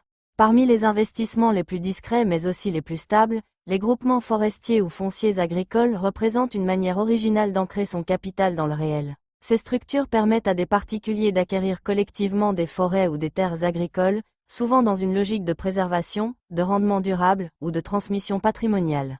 L'intérêt de ces placements repose sur plusieurs piliers. D'abord, la valeur des terres ou des forêts évolue lentement mais régulièrement, ce qui en fait un actif très défensif. Ensuite, certaines structures bénéficient d'avantages fiscaux importants, notamment en matière d'impôts sur la fortune immobilière ou de transmission.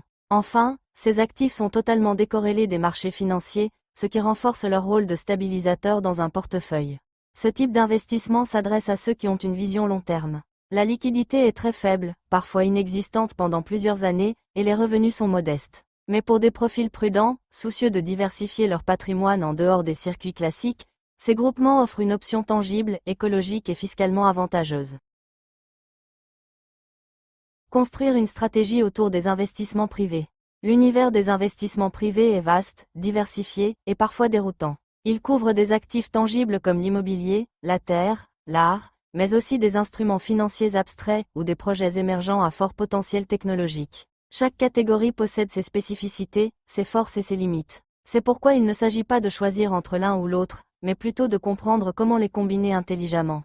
Certains investissements comme les SCPI ou les groupements forestiers offrent de la stabilité et de la visibilité à long terme. Ils sont parfaitement adaptés à une logique patrimoniale classique. D'autres, comme le crowdfunding ou le private equity, permettent d'aller chercher plus de rendement en acceptant une prise de risque supérieure. Enfin, les objets de collection ou les projets crypto non cotés relèvent davantage de l'expérimental ou du spéculatif. Ils ne conviennent pas à tous les profils, mais peuvent compléter un portefeuille diversifié, à condition d'y allouer une part limitée.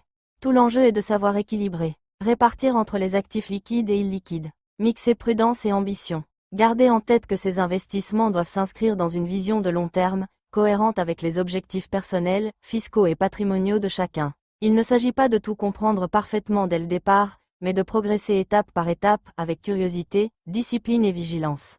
Les investissements privés, bien que moins visibles que les actions ou les livrets bancaires, peuvent jouer un rôle fondamental dans la construction d'un patrimoine solide. À condition d'être bien informés, bien accompagnés, et surtout bien positionnés, ils deviennent un levier puissant au service de la liberté financière.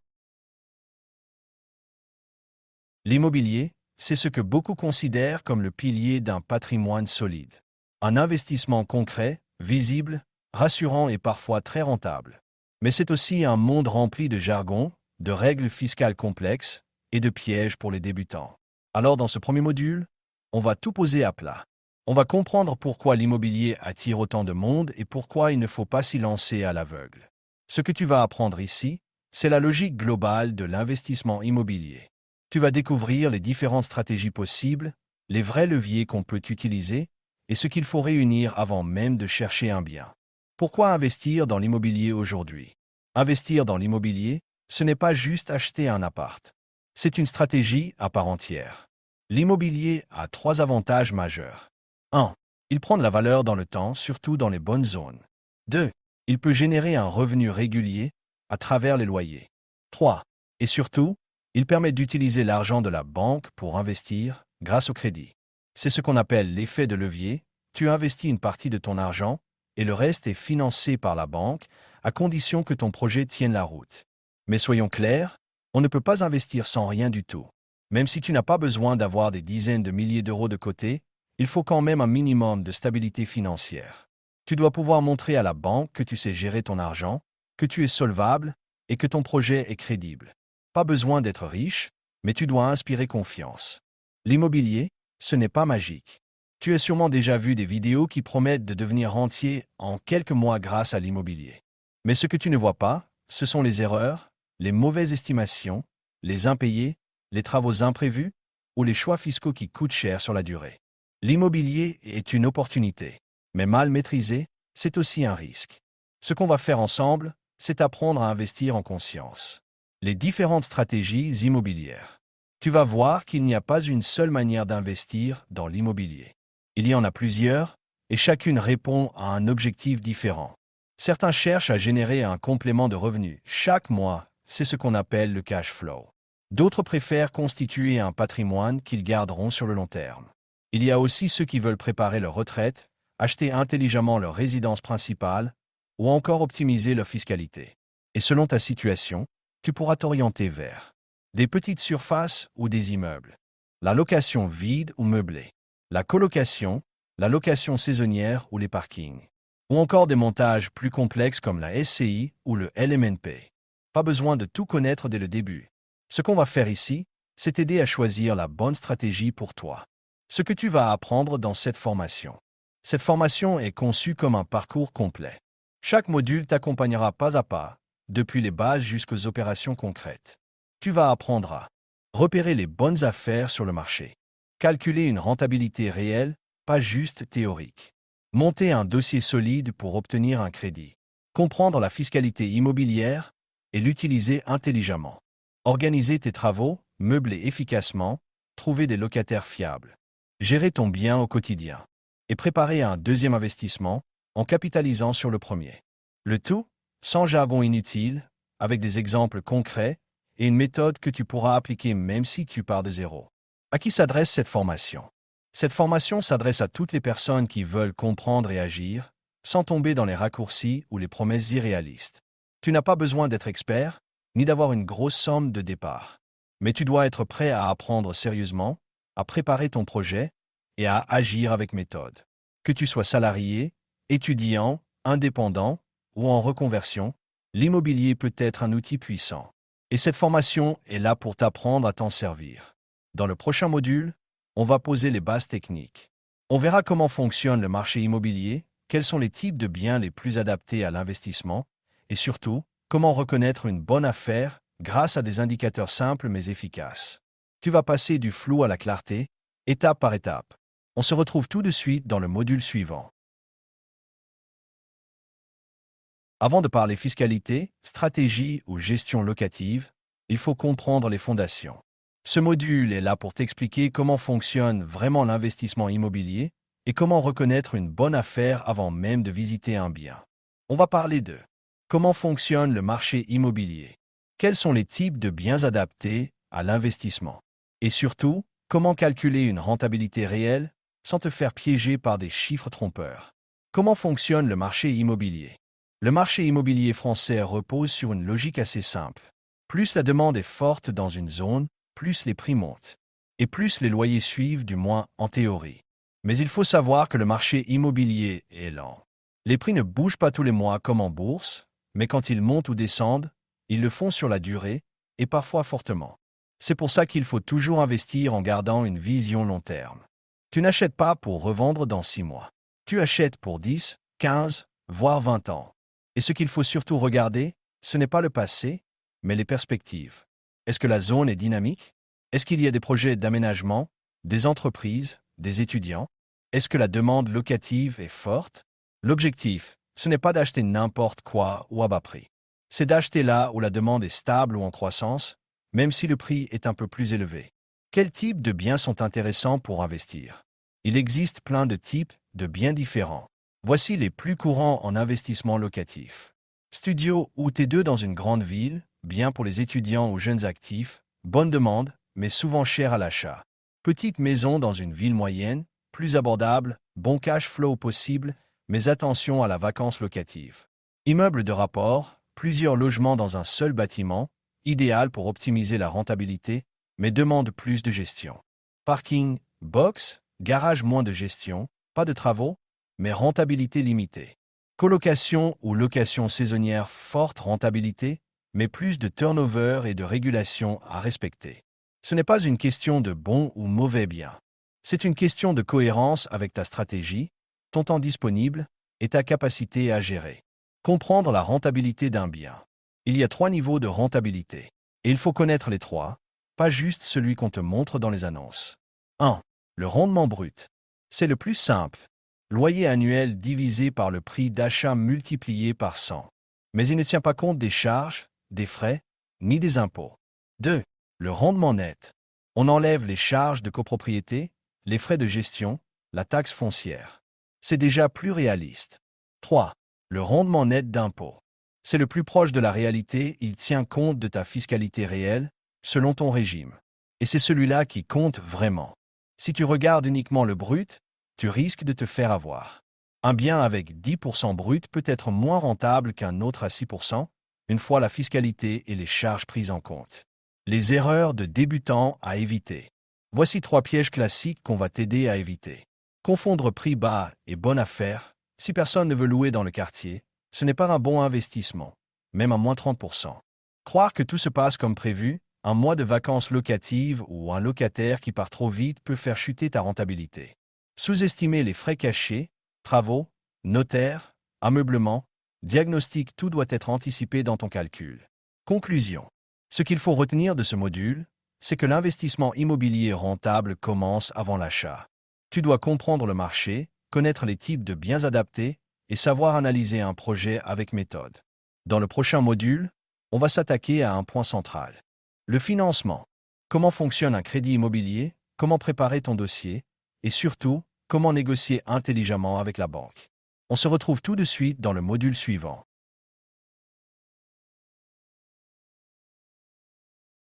Le financement, c'est le nerf de la guerre. C'est ce qui te permet d'acheter un bien immobilier sans avoir à avancer toute la somme. Mais c'est aussi ce qui va déterminer ta rentabilité réelle, ton cash flow mensuel, et même ta capacité à réinvestir plus tard.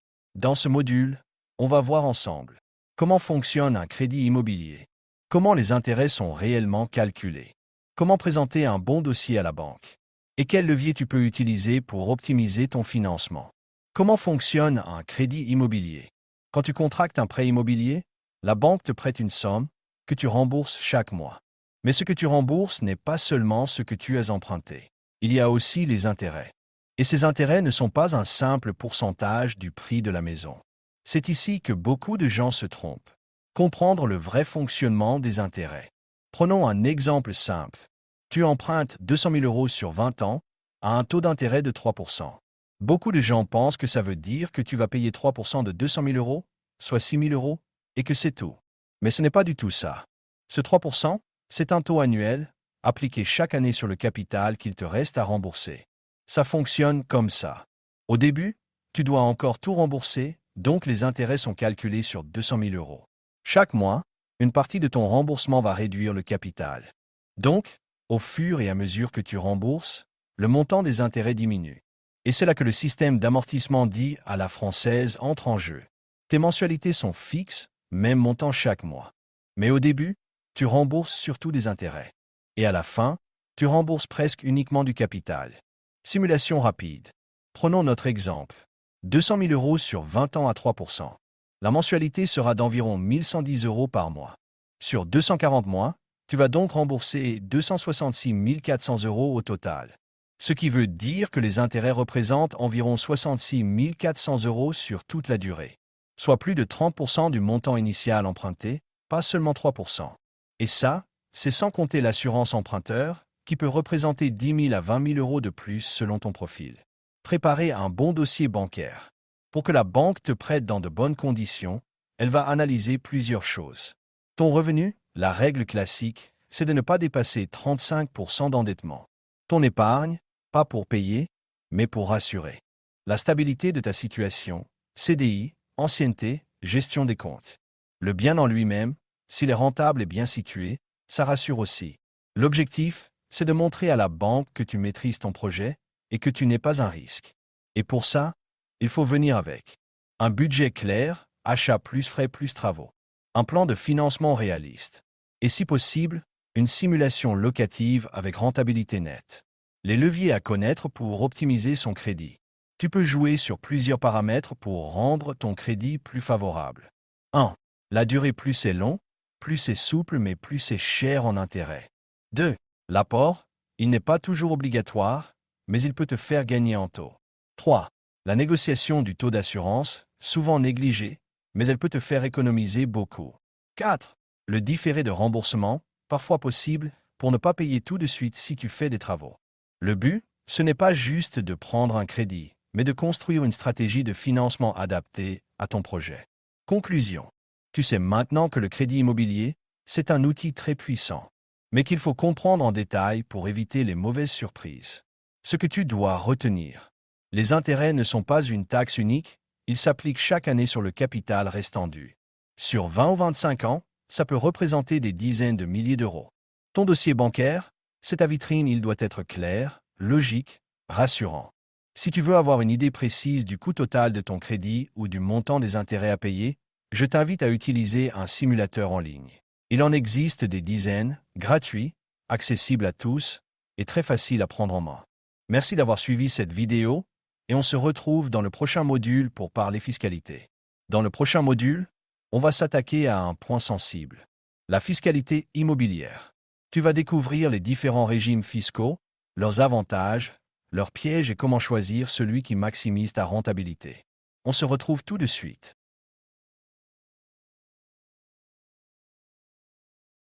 Tu sais, l'un des aspects les plus sous-estimés de l'investissement immobilier, c'est la fiscalité. Et pourtant, c'est l'un des plus puissants. Parce que la vérité, c'est que deux personnes peuvent acheter exactement le même bien, au même prix, au même endroit, avec le même loyer et avoir des résultats totalement opposés à la fin de l'année. L'un peut perdre de l'argent, pendant que l'autre construit discrètement un patrimoine qui grossit d'année en année, sans bruit. Ce qui fait toute la différence, ce n'est pas le bien en lui-même, c'est la façon dont il est structuré fiscalement. La plupart des gens, quand ils se lancent, achètent en leur nom propre. C'est normal, c'est ce qu'on te propose par défaut chez le notaire. C'est simple, accessible, rapide à mettre en place. Mais ce que peu de gens savent, c'est qu'en faisant ce choix, tu te retrouves dans un système d'imposition qui est conçu pour te prélever une partie importante de tes revenus locatifs, voire de tes plus-values, et qui te limite sur la durée. En tant que particulier, quand tu loues un bien, tu es imposé soit dans la catégorie des revenus fonciers si c'est de la location nue, soit dans la catégorie BIC si tu loues en meublé. Et même si tu peux choisir entre un régime forfaitaire ou un régime réel, l'impôt est toujours calculé sur ton revenu net auquel s'ajoutent les fameux prélèvements sociaux.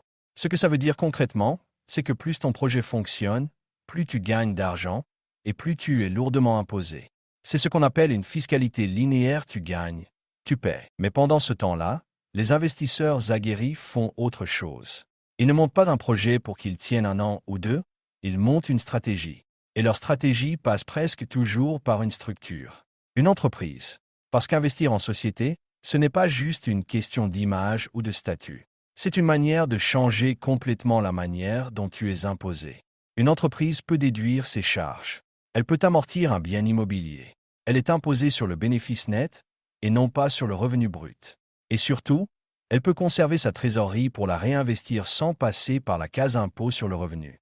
Quand tu investis en nom propre, tout ce que tu gagnes ou presque remonte à ton foyer fiscal.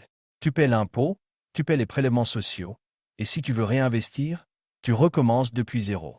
Mais quand tu investis via une société soumise à l'impôt sur les sociétés, tu peux conserver ton excédent à l'intérieur de la structure. Tu es imposé à un taux fixe, souvent à 15% sur les premiers bénéfices, puis à 25%, ce qui est très inférieur aux tranches supérieures de l'impôt sur le revenu. Et tant que tu ne sors pas l'argent, tu peux l'utiliser pour agrandir ton parc, faire des travaux, acheter un nouveau bien, ou même te rémunérer sous forme d'honoraires, de frais de gestion ou de dividendes à un moment plus opportun. C'est comme ça que font les plus riches. Pas uniquement parce qu'ils ont de l'argent, mais parce qu'ils comprennent les règles du jeu. Ce qu'ils achètent, ce ne sont pas juste des appartements. Ce sont des véhicules fiscaux intelligents, structurés pour protéger leur capital, générer des revenus imposés de manière optimale et créer de la valeur sur le long terme. Ce n'est pas un hasard si ceux qui ont de gros patrimoines immobiliers utilisent quasiment tous des SCI, des SARL de famille ou des holdings. Ce sont des outils. Et ces outils te permettent non seulement de réduire tes impôts, mais aussi de transmettre, de structurer, de faire travailler ton argent à l'intérieur du système, sans le sortir inutilement. Alors bien sûr, ça demande un peu plus de réflexion. Tu ne peux pas te lancer comme ça, à l'instinct. Tu dois choisir le bon régime, comprendre si tu veux opter pour l'impôt sur le revenu ou pour l'impôt sur les sociétés. Tu dois savoir si tu veux pouvoir amortir le bien ou si tu préfères bénéficier d'abattements simplifiés. Tu dois aussi anticiper la revente, car en société à l'IS, les plus-values sont calculées différemment. Tu n'as pas droit aux mêmes exonérations. Et c'est là que tout ton plan patrimonial prend forme. Est-ce que tu veux revendre dans 5 ans? Ou est-ce que tu veux conserver, refinancer, développer ton parc sur 20 ans? C'est à partir de cette vision long terme que tu choisis la structure, pas l'inverse. Et au fond, c'est ça que tu dois retenir, la fiscalité ne doit jamais être une contrainte. Elle doit devenir une composante intégrée de ta stratégie. Un levier. Parce qu'au final, ce n'est pas le bien qui fait la richesse. C'est la manière dont tu le finances, dont tu le gères, et surtout, dont tu l'organises fiscalement. Si tu comprends ça, alors tu peux accéder à ce que seuls les investisseurs avancés comprennent, que l'immobilier, ce n'est pas juste une rente, c'est un système. Un système qui, s'il est bien construit, peut t'enrichir bien plus vite que tu ne le crois. Dans le prochain module, on parlera de stratégie. Parce qu'un bon montage fiscal, ça ne sert à rien si ta stratégie de location n'est pas claire. On verra comment choisir entre location nue, meublée, colocation, saisonnière ou même courte durée professionnelle. Et surtout, on apprendra à bâtir un projet cohérent qui relie fiscalité, rentabilité, temps disponible et objectifs personnels. Parce qu'investir, ce n'est pas copier les autres, c'est construire ta propre trajectoire.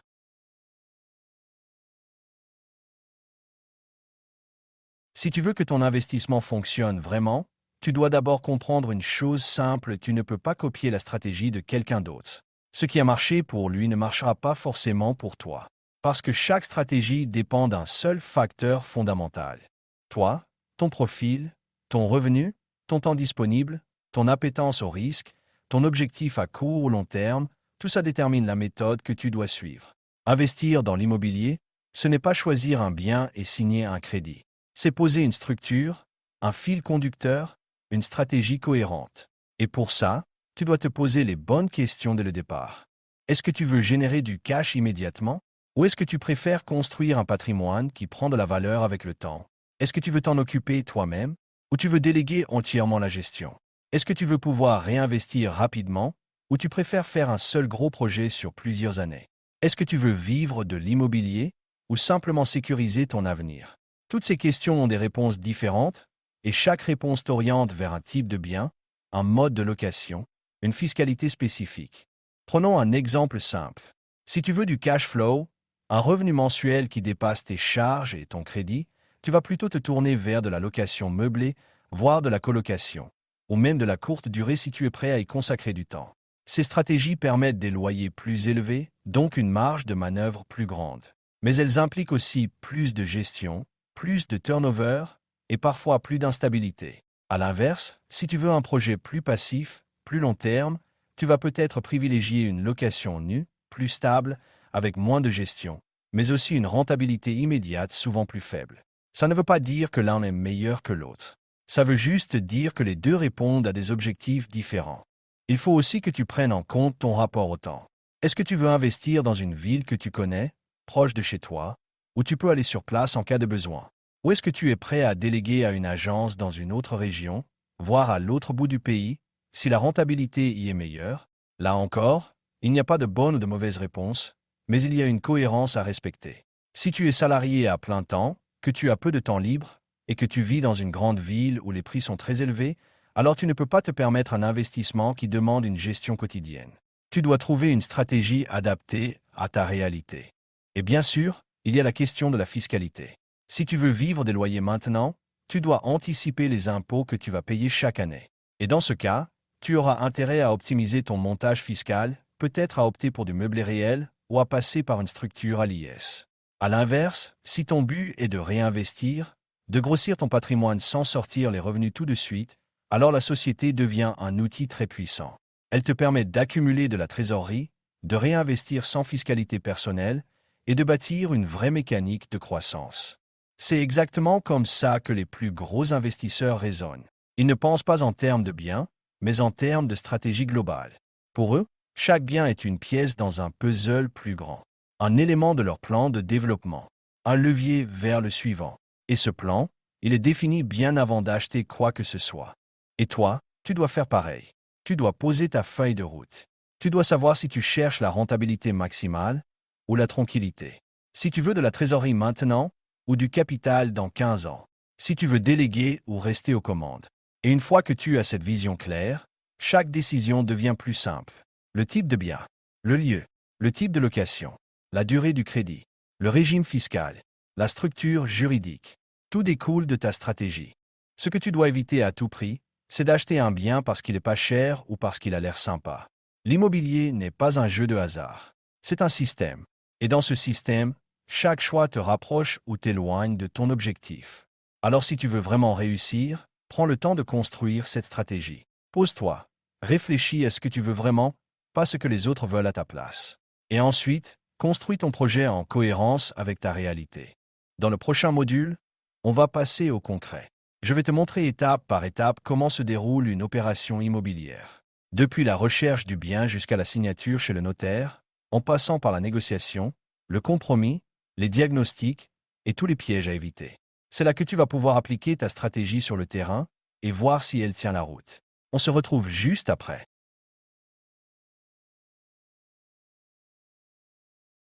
Maintenant que tu as une stratégie claire, que tu connais ton objectif, ton budget et ta fiscalité cible, il est temps de passer à l'action. Et cette action, elle commence par la première vraie étape de terrain, l'opération immobilière. C'est-à-dire tout ce qui se passe entre le moment où tu commences à chercher un bien et celui où tu en deviens officiellement propriétaire. Et crois-moi, cette phase est souvent bien plus longue, plus subtile et plus piégeuse qu'on l'imagine. Mais c'est aussi là que se joue l'essentiel de ta rentabilité. Parce que si tu rates ton achat, rien ne pourra vraiment corriger ça par la suite. Tout commence par la recherche du bien. Tu peux chercher sur les sites classiques comme Le Bon Coin, Se Loger ou Bien Ici. Mais ce que tu dois chercher, ce n'est pas juste un bien joli ou bien placé. Ce que tu cherches, c'est une opportunité. Et une opportunité, ça se reconnaît avec des chiffres, pas avec des photos. Tu regardes le prix au mètre carré dans le quartier, tu compares avec le loyer potentiel, tu calcules la rentabilité brute. Et si ça commence à devenir intéressant, tu creuses. Tu appelles, tu demandes des précisions, tu visites. Et c'est là que tu dois être hyper rigoureux. Prends des notes, prends des mesures, pose des questions. Est-ce qu'il y a une copropriété? Des travaux à venir? Un syndic bénévole ou professionnel? Quelle est la taxe foncière? Y a-t-il déjà un locataire en place? Chaque détail compte. Quand tu trouves un bien qui colle à ta stratégie, tu fais une offre d'achat écrite. C'est une proposition officielle, à un prix que tu choisis, souvent inférieur au prix affiché.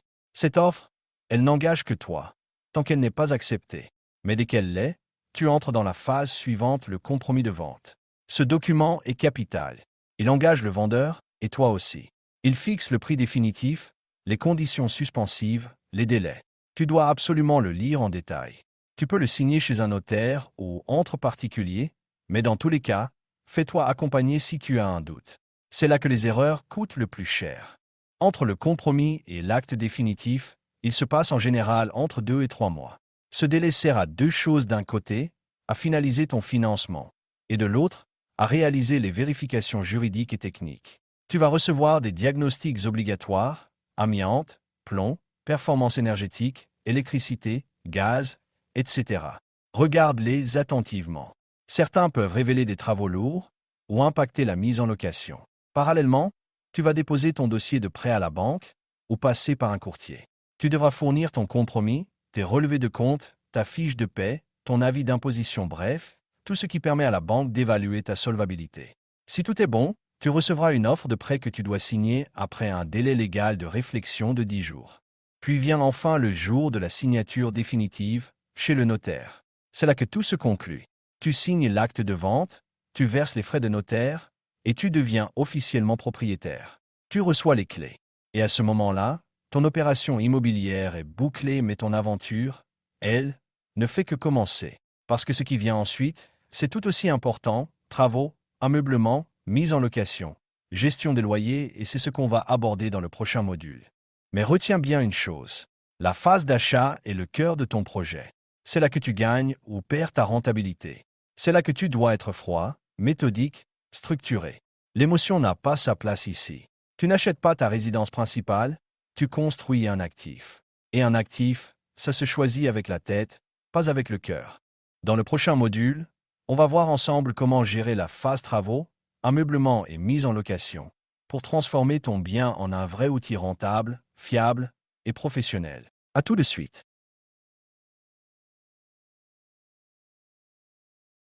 Une fois que tu as signé ton acte de vente, que tu es officiellement propriétaire, la vraie transformation commence. Et cette transformation passe souvent par des travaux. Beaucoup de gens redoutent cette étape parce qu'elle est perçue comme complexe, coûteuse, risquée. Pourtant, elle peut devenir ton meilleur levier de création de valeur. Parce que faire des travaux, ce n'est pas seulement embellir un bien. C'est augmenter sa valeur, augmenter son loyer et réduire tes impôts. Tu dois comprendre une chose fondamentale. En immobilier, les travaux sont déductibles de tes revenus locatifs si tu es dans le bon régime. Et cette déduction peut te permettre de neutraliser entièrement ton imposition pendant plusieurs années. On parle ici de régime réel, que ce soit en location nue ou meublée, ou bien via une société à l'IS. Dans ces régimes, tu déclares ce que tu gagnes, mais tu peux aussi déduire tout ce que tu dépenses pour ton activité locative. Et les travaux en font partie. Attention toutefois, tous les travaux ne sont pas déductibles de la même manière. En nom propre, si tu loues en vide au régime réel, seuls les travaux d'entretien, de réparation ou d'amélioration sont déductibles. Si tu refais une salle de bain, si tu changes les fenêtres, si tu répares une toiture ou si tu remplaces une chaudière, tout ça est déductible. Mais si tu transformes un garage en appartement ou que tu crées une extension, alors ce sont des travaux de construction ou d'agrandissement, et ceux-là ne sont pas déductibles. Ils s'ajoutent au prix d'achat pour le calcul de la plus-value mais ne viennent pas réduire ton impôt annuel. En location meublée, surtout si tu es en LMNP ou LMP au régime réel, tu peux non seulement déduire les charges, mais aussi amortir le bien et les travaux sur plusieurs années. Et ça, c'est extrêmement puissant. L'amortissement, c'est un mécanisme comptable qui te permet de considérer que ton bien s'use dans le temps et que cette usure crée une charge déductible, même si tu n'as pas sorti d'argent. En clair, tu peux encaisser des loyers sans payer d'impôts parce que ton résultat fiscal est nul ou négatif grâce aux amortissements. C'est pour ça que la location meublée au réel est souvent le choix privilégié des investisseurs qui veulent optimiser leur fiscalité sans passer en société. Maintenant, si tu choisis de faire tes investissements via une SCI à l'IS, une SARL de famille ou une société commerciale, alors tu entres dans un autre monde. Là, tu peux déduire presque toutes les charges liées à ton activité, y compris les frais de gestion, les frais de comptabilité et bien sûr, tous les travaux qui concernent l'entretien ou la mise en conformité du bien. Et en plus de ça, tu peux amortir à la fois le bien, les équipements et certains éléments de travaux selon leur nature. Résultat, ta société peut dégager du bénéfice comptable tout en affichant un résultat fiscal très faible. Et c'est exactement ce que font les investisseurs les plus aguerris. Ils achètent un bien ancien, ils font des travaux lourds, ils augmentent la valeur, ils augmentent les loyers, ils déduisent tout et ils repartent ensuite sur un nouveau projet avec la trésorerie générée. C'est un cercle vertueux. Mais pour que tout ça fonctionne, il faut que tu sois organisé. Tu dois garder toutes les factures, tous les devis, tous les justificatifs. Pas de paiement en liquide, pas de travail non déclaré. Tu dois pouvoir justifier chaque euro dépensé. Et idéalement, tu fais les travaux avant la mise en location, car une fois que le bien est loué, certaines dépenses ne sont plus déductibles.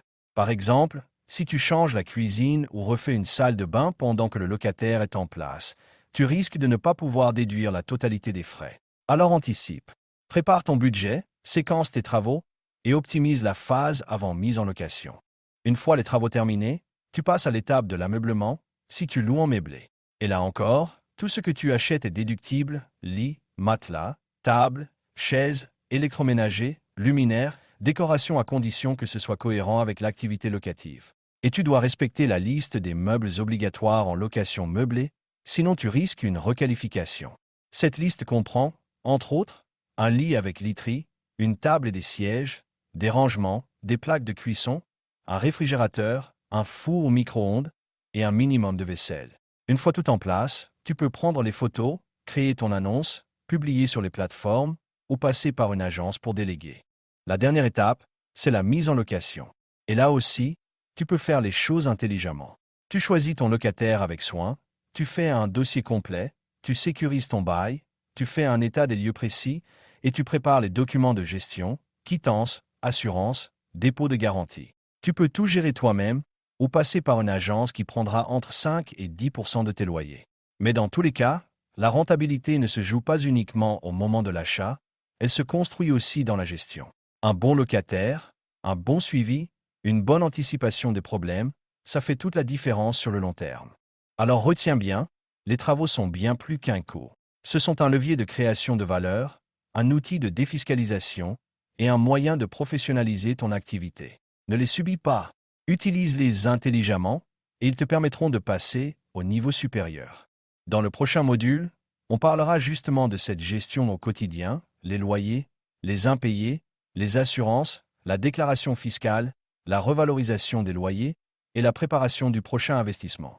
Parce que l'immobilier, ce n'est pas un coup ponctuel. C'est un jeu long. Et plus tu t'organises, plus tu gagnes en liberté.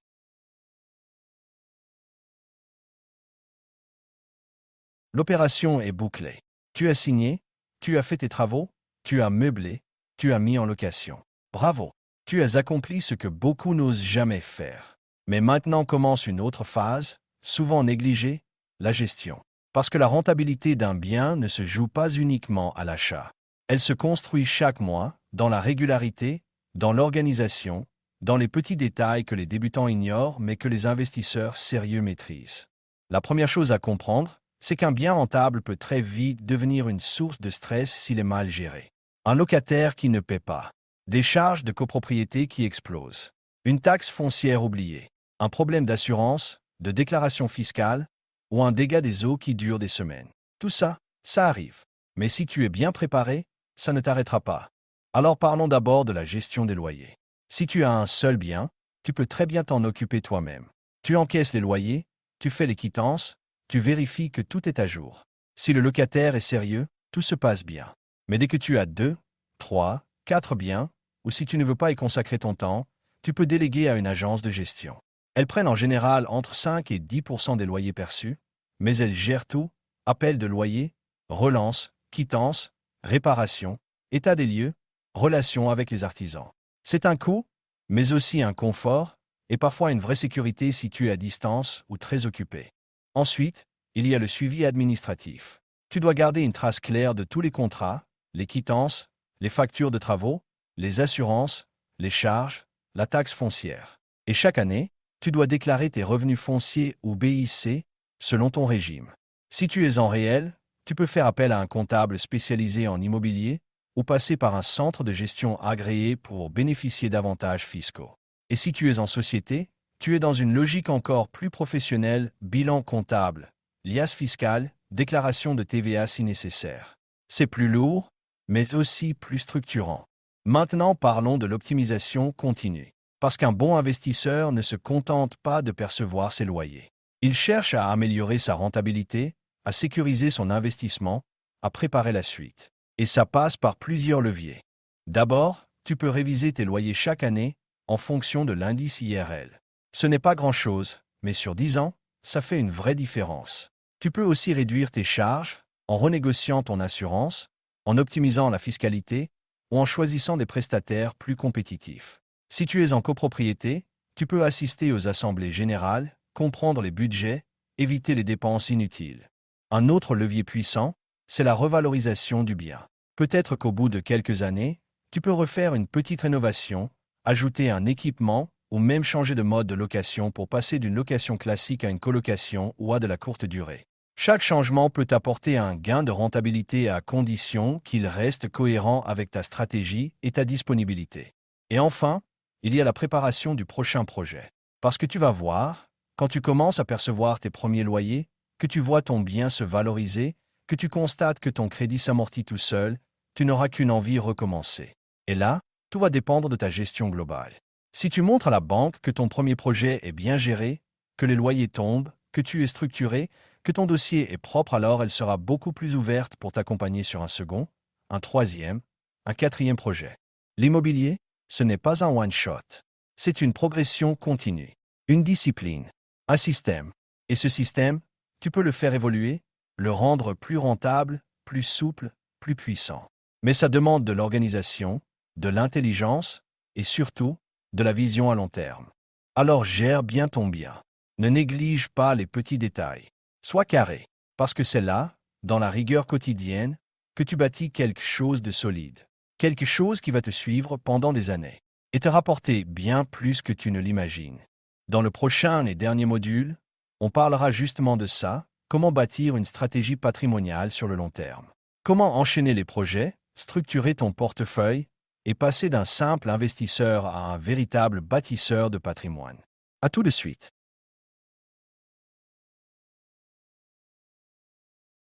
Si tu es arrivé jusqu'ici, c'est que tu ne veux pas simplement faire un coup dans l'immobilier, Tu veux construire quelque chose. Quelque chose de durable, de structuré, de cohérent. Tu veux créer un patrimoine, pas juste encaisser quelques loyers. Et c'est exactement de ça qu'on va parler maintenant, de vision, de projection, d'architecture financière. Parce que l'immobilier, ce n'est pas une action isolée, c'est un levier. Et comme tous les leviers, il peut être décuplé à condition de bien l'utiliser. Tu dois d'abord comprendre une chose simple, ce n'est pas parce que tu as acheté un bien que tu es automatiquement un investisseur. Ce qui fait de toi un investisseur, c'est ta capacité à reproduire ce que tu as fait, à enchaîner les projets, à les faire grandir, à les organiser entre eux. Un bien, c'est un point de départ. Mais un patrimoine, c'est un système. Et ce système, il doit être pensé dès maintenant. Tout commence par la trésorerie. Chaque bien que tu possèdes génère un cash flow. Même s'il est modeste, même s'il est neutre, il crée une dynamique. Et cette dynamique, tu dois la capter, la centraliser, l'optimiser, l'utiliser. Il ne s'agit pas d'acheter un bien puis d'attendre de rembourser pendant 20 ans. Il s'agit de structurer ta stratégie pour que chaque projet t'ouvre une porte vers le suivant. Et pour ça, tu dois penser en cycle. Achat, valorisation, stabilisation, refinancement. Tu achètes un bien, tu fais des travaux, tu le mets en location, tu génères des loyers, tu crées de la valeur. Et au bout d'1 ou 2 ans, tu vas voir ta banque. Tu lui montres que le projet est solide, rentable, bien géré. Et tu lui demandes de refinancer une partie du capital. Ce n'est pas toujours possible, mais c'est souvent envisageable si tu as bien structuré ton dossier. Et avec cette trésorerie, tu avances vers le suivant. Ensuite, il y a la structure juridique. Si tu as plusieurs biens, ou si tu comptes enchaîner les opérations, tu dois réfléchir à leur organisation. Est-ce que tu gardes tout en nom propre, ou est-ce que tu crées une SCI? Est-ce que tu montes une holding? Est-ce que tu distingues ton activité patrimoniale de ton activité commerciale? Toutes ces questions sont cruciales, parce qu'à un moment, ce que tu détiens va avoir une valeur. Et cette valeur va générer des enjeux fiscaux, successoraux, bancaires, voire sociaux. Les investisseurs les plus avancés ne pensent pas seulement en termes de biens, ils pensent en portefeuille. Ils équilibrent leurs actifs, ils diversifient leur localisation, ils ajustent leur durée de crédit, ils répartissent leurs régimes fiscaux, ils arbitrent. Parfois, ils vendent un bien pour en acheter 2 autres. Parfois, ils optimisent un bien existant plutôt que d'en racheter un nouveau. Ils gèrent leur patrimoine comme une entreprise. Et à ce niveau-là, chaque décision est stratégique. Mais attention, construire un patrimoine ne veut pas dire courir après les biens. Ce n'est pas une course au nombre, ce n'est pas un concours de rentabilité. C'est une logique de maîtrise. Mieux vaut 3 biens parfaitement gérés, bien structurés, bien financés, que 10 biens mal suivis, mal placés ou mal amortis. Ce que tu veux, c'est de la liberté, pas une charge mentale ou financière qui te ronge au quotidien. Alors avance à ton rythme, mais avance avec méthode. Enfin, pense à la transmission. Un jour, tu ne seras plus là pour gérer ce que tu as construit. Et si tu ne prépares rien, ce sera à d'autres de le faire à ta place. Tu peux anticiper tout ça. Tu peux organiser ton patrimoine pour qu'il soit transmissible, fluide, non fiscalisé au maximum. Tu peux intégrer tes proches à ton projet, créer une SCI familiale, ou même planifier ta sortie, à quel moment tu vendras, pourquoi faire, et comment tu utiliseras cet argent. L'immobilier peut être un revenu, une sécurité ou une retraite anticipée. C'est toi qui décides. Mais pour ça, il faut une vision. Et cette vision, maintenant, tu as toutes les clés pour la construire. Alors voilà, tu as suivi un parcours complet. Tu as appris à identifier les bonnes opportunités, à structurer un financement, à comprendre la fiscalité, à choisir entre investir en nom propre ou en société, à optimiser les travaux, à gérer ton bien, à faire grandir ta stratégie. Ce que tu fais maintenant, c'est entre tes mains. À travers ce guide, nous avons parcouru ensemble l'ensemble des outils qui permettent aujourd'hui à un individu de construire un patrimoine solide et durable.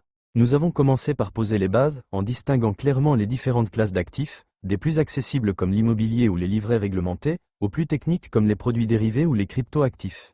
Chacune de ces catégories a été explorée, avec ses avantages, ses limites, ses risques, mais aussi ses logiques propres.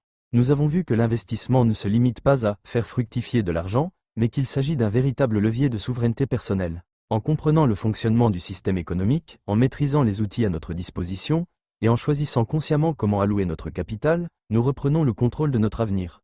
L'objectif n'est pas d'être parfait ni de tout maîtriser, mais d'avancer avec méthode. Comprendre les enveloppes fiscales avant d'investir. choisir des actifs adaptés à son profil, construire un portefeuille diversifié, réajuster en fonction de son âge, de ses projets, de la conjoncture, et surtout, ne jamais confondre vitesse et précipitation. Ce guide n'a pas vocation à vous dire quoi faire, mais à vous donner les clés pour décider par vous-même en toute lucidité. Car au fond, investir, c'est se projeter, c'est faire le choix de croire en demain et de s'y préparer dès aujourd'hui.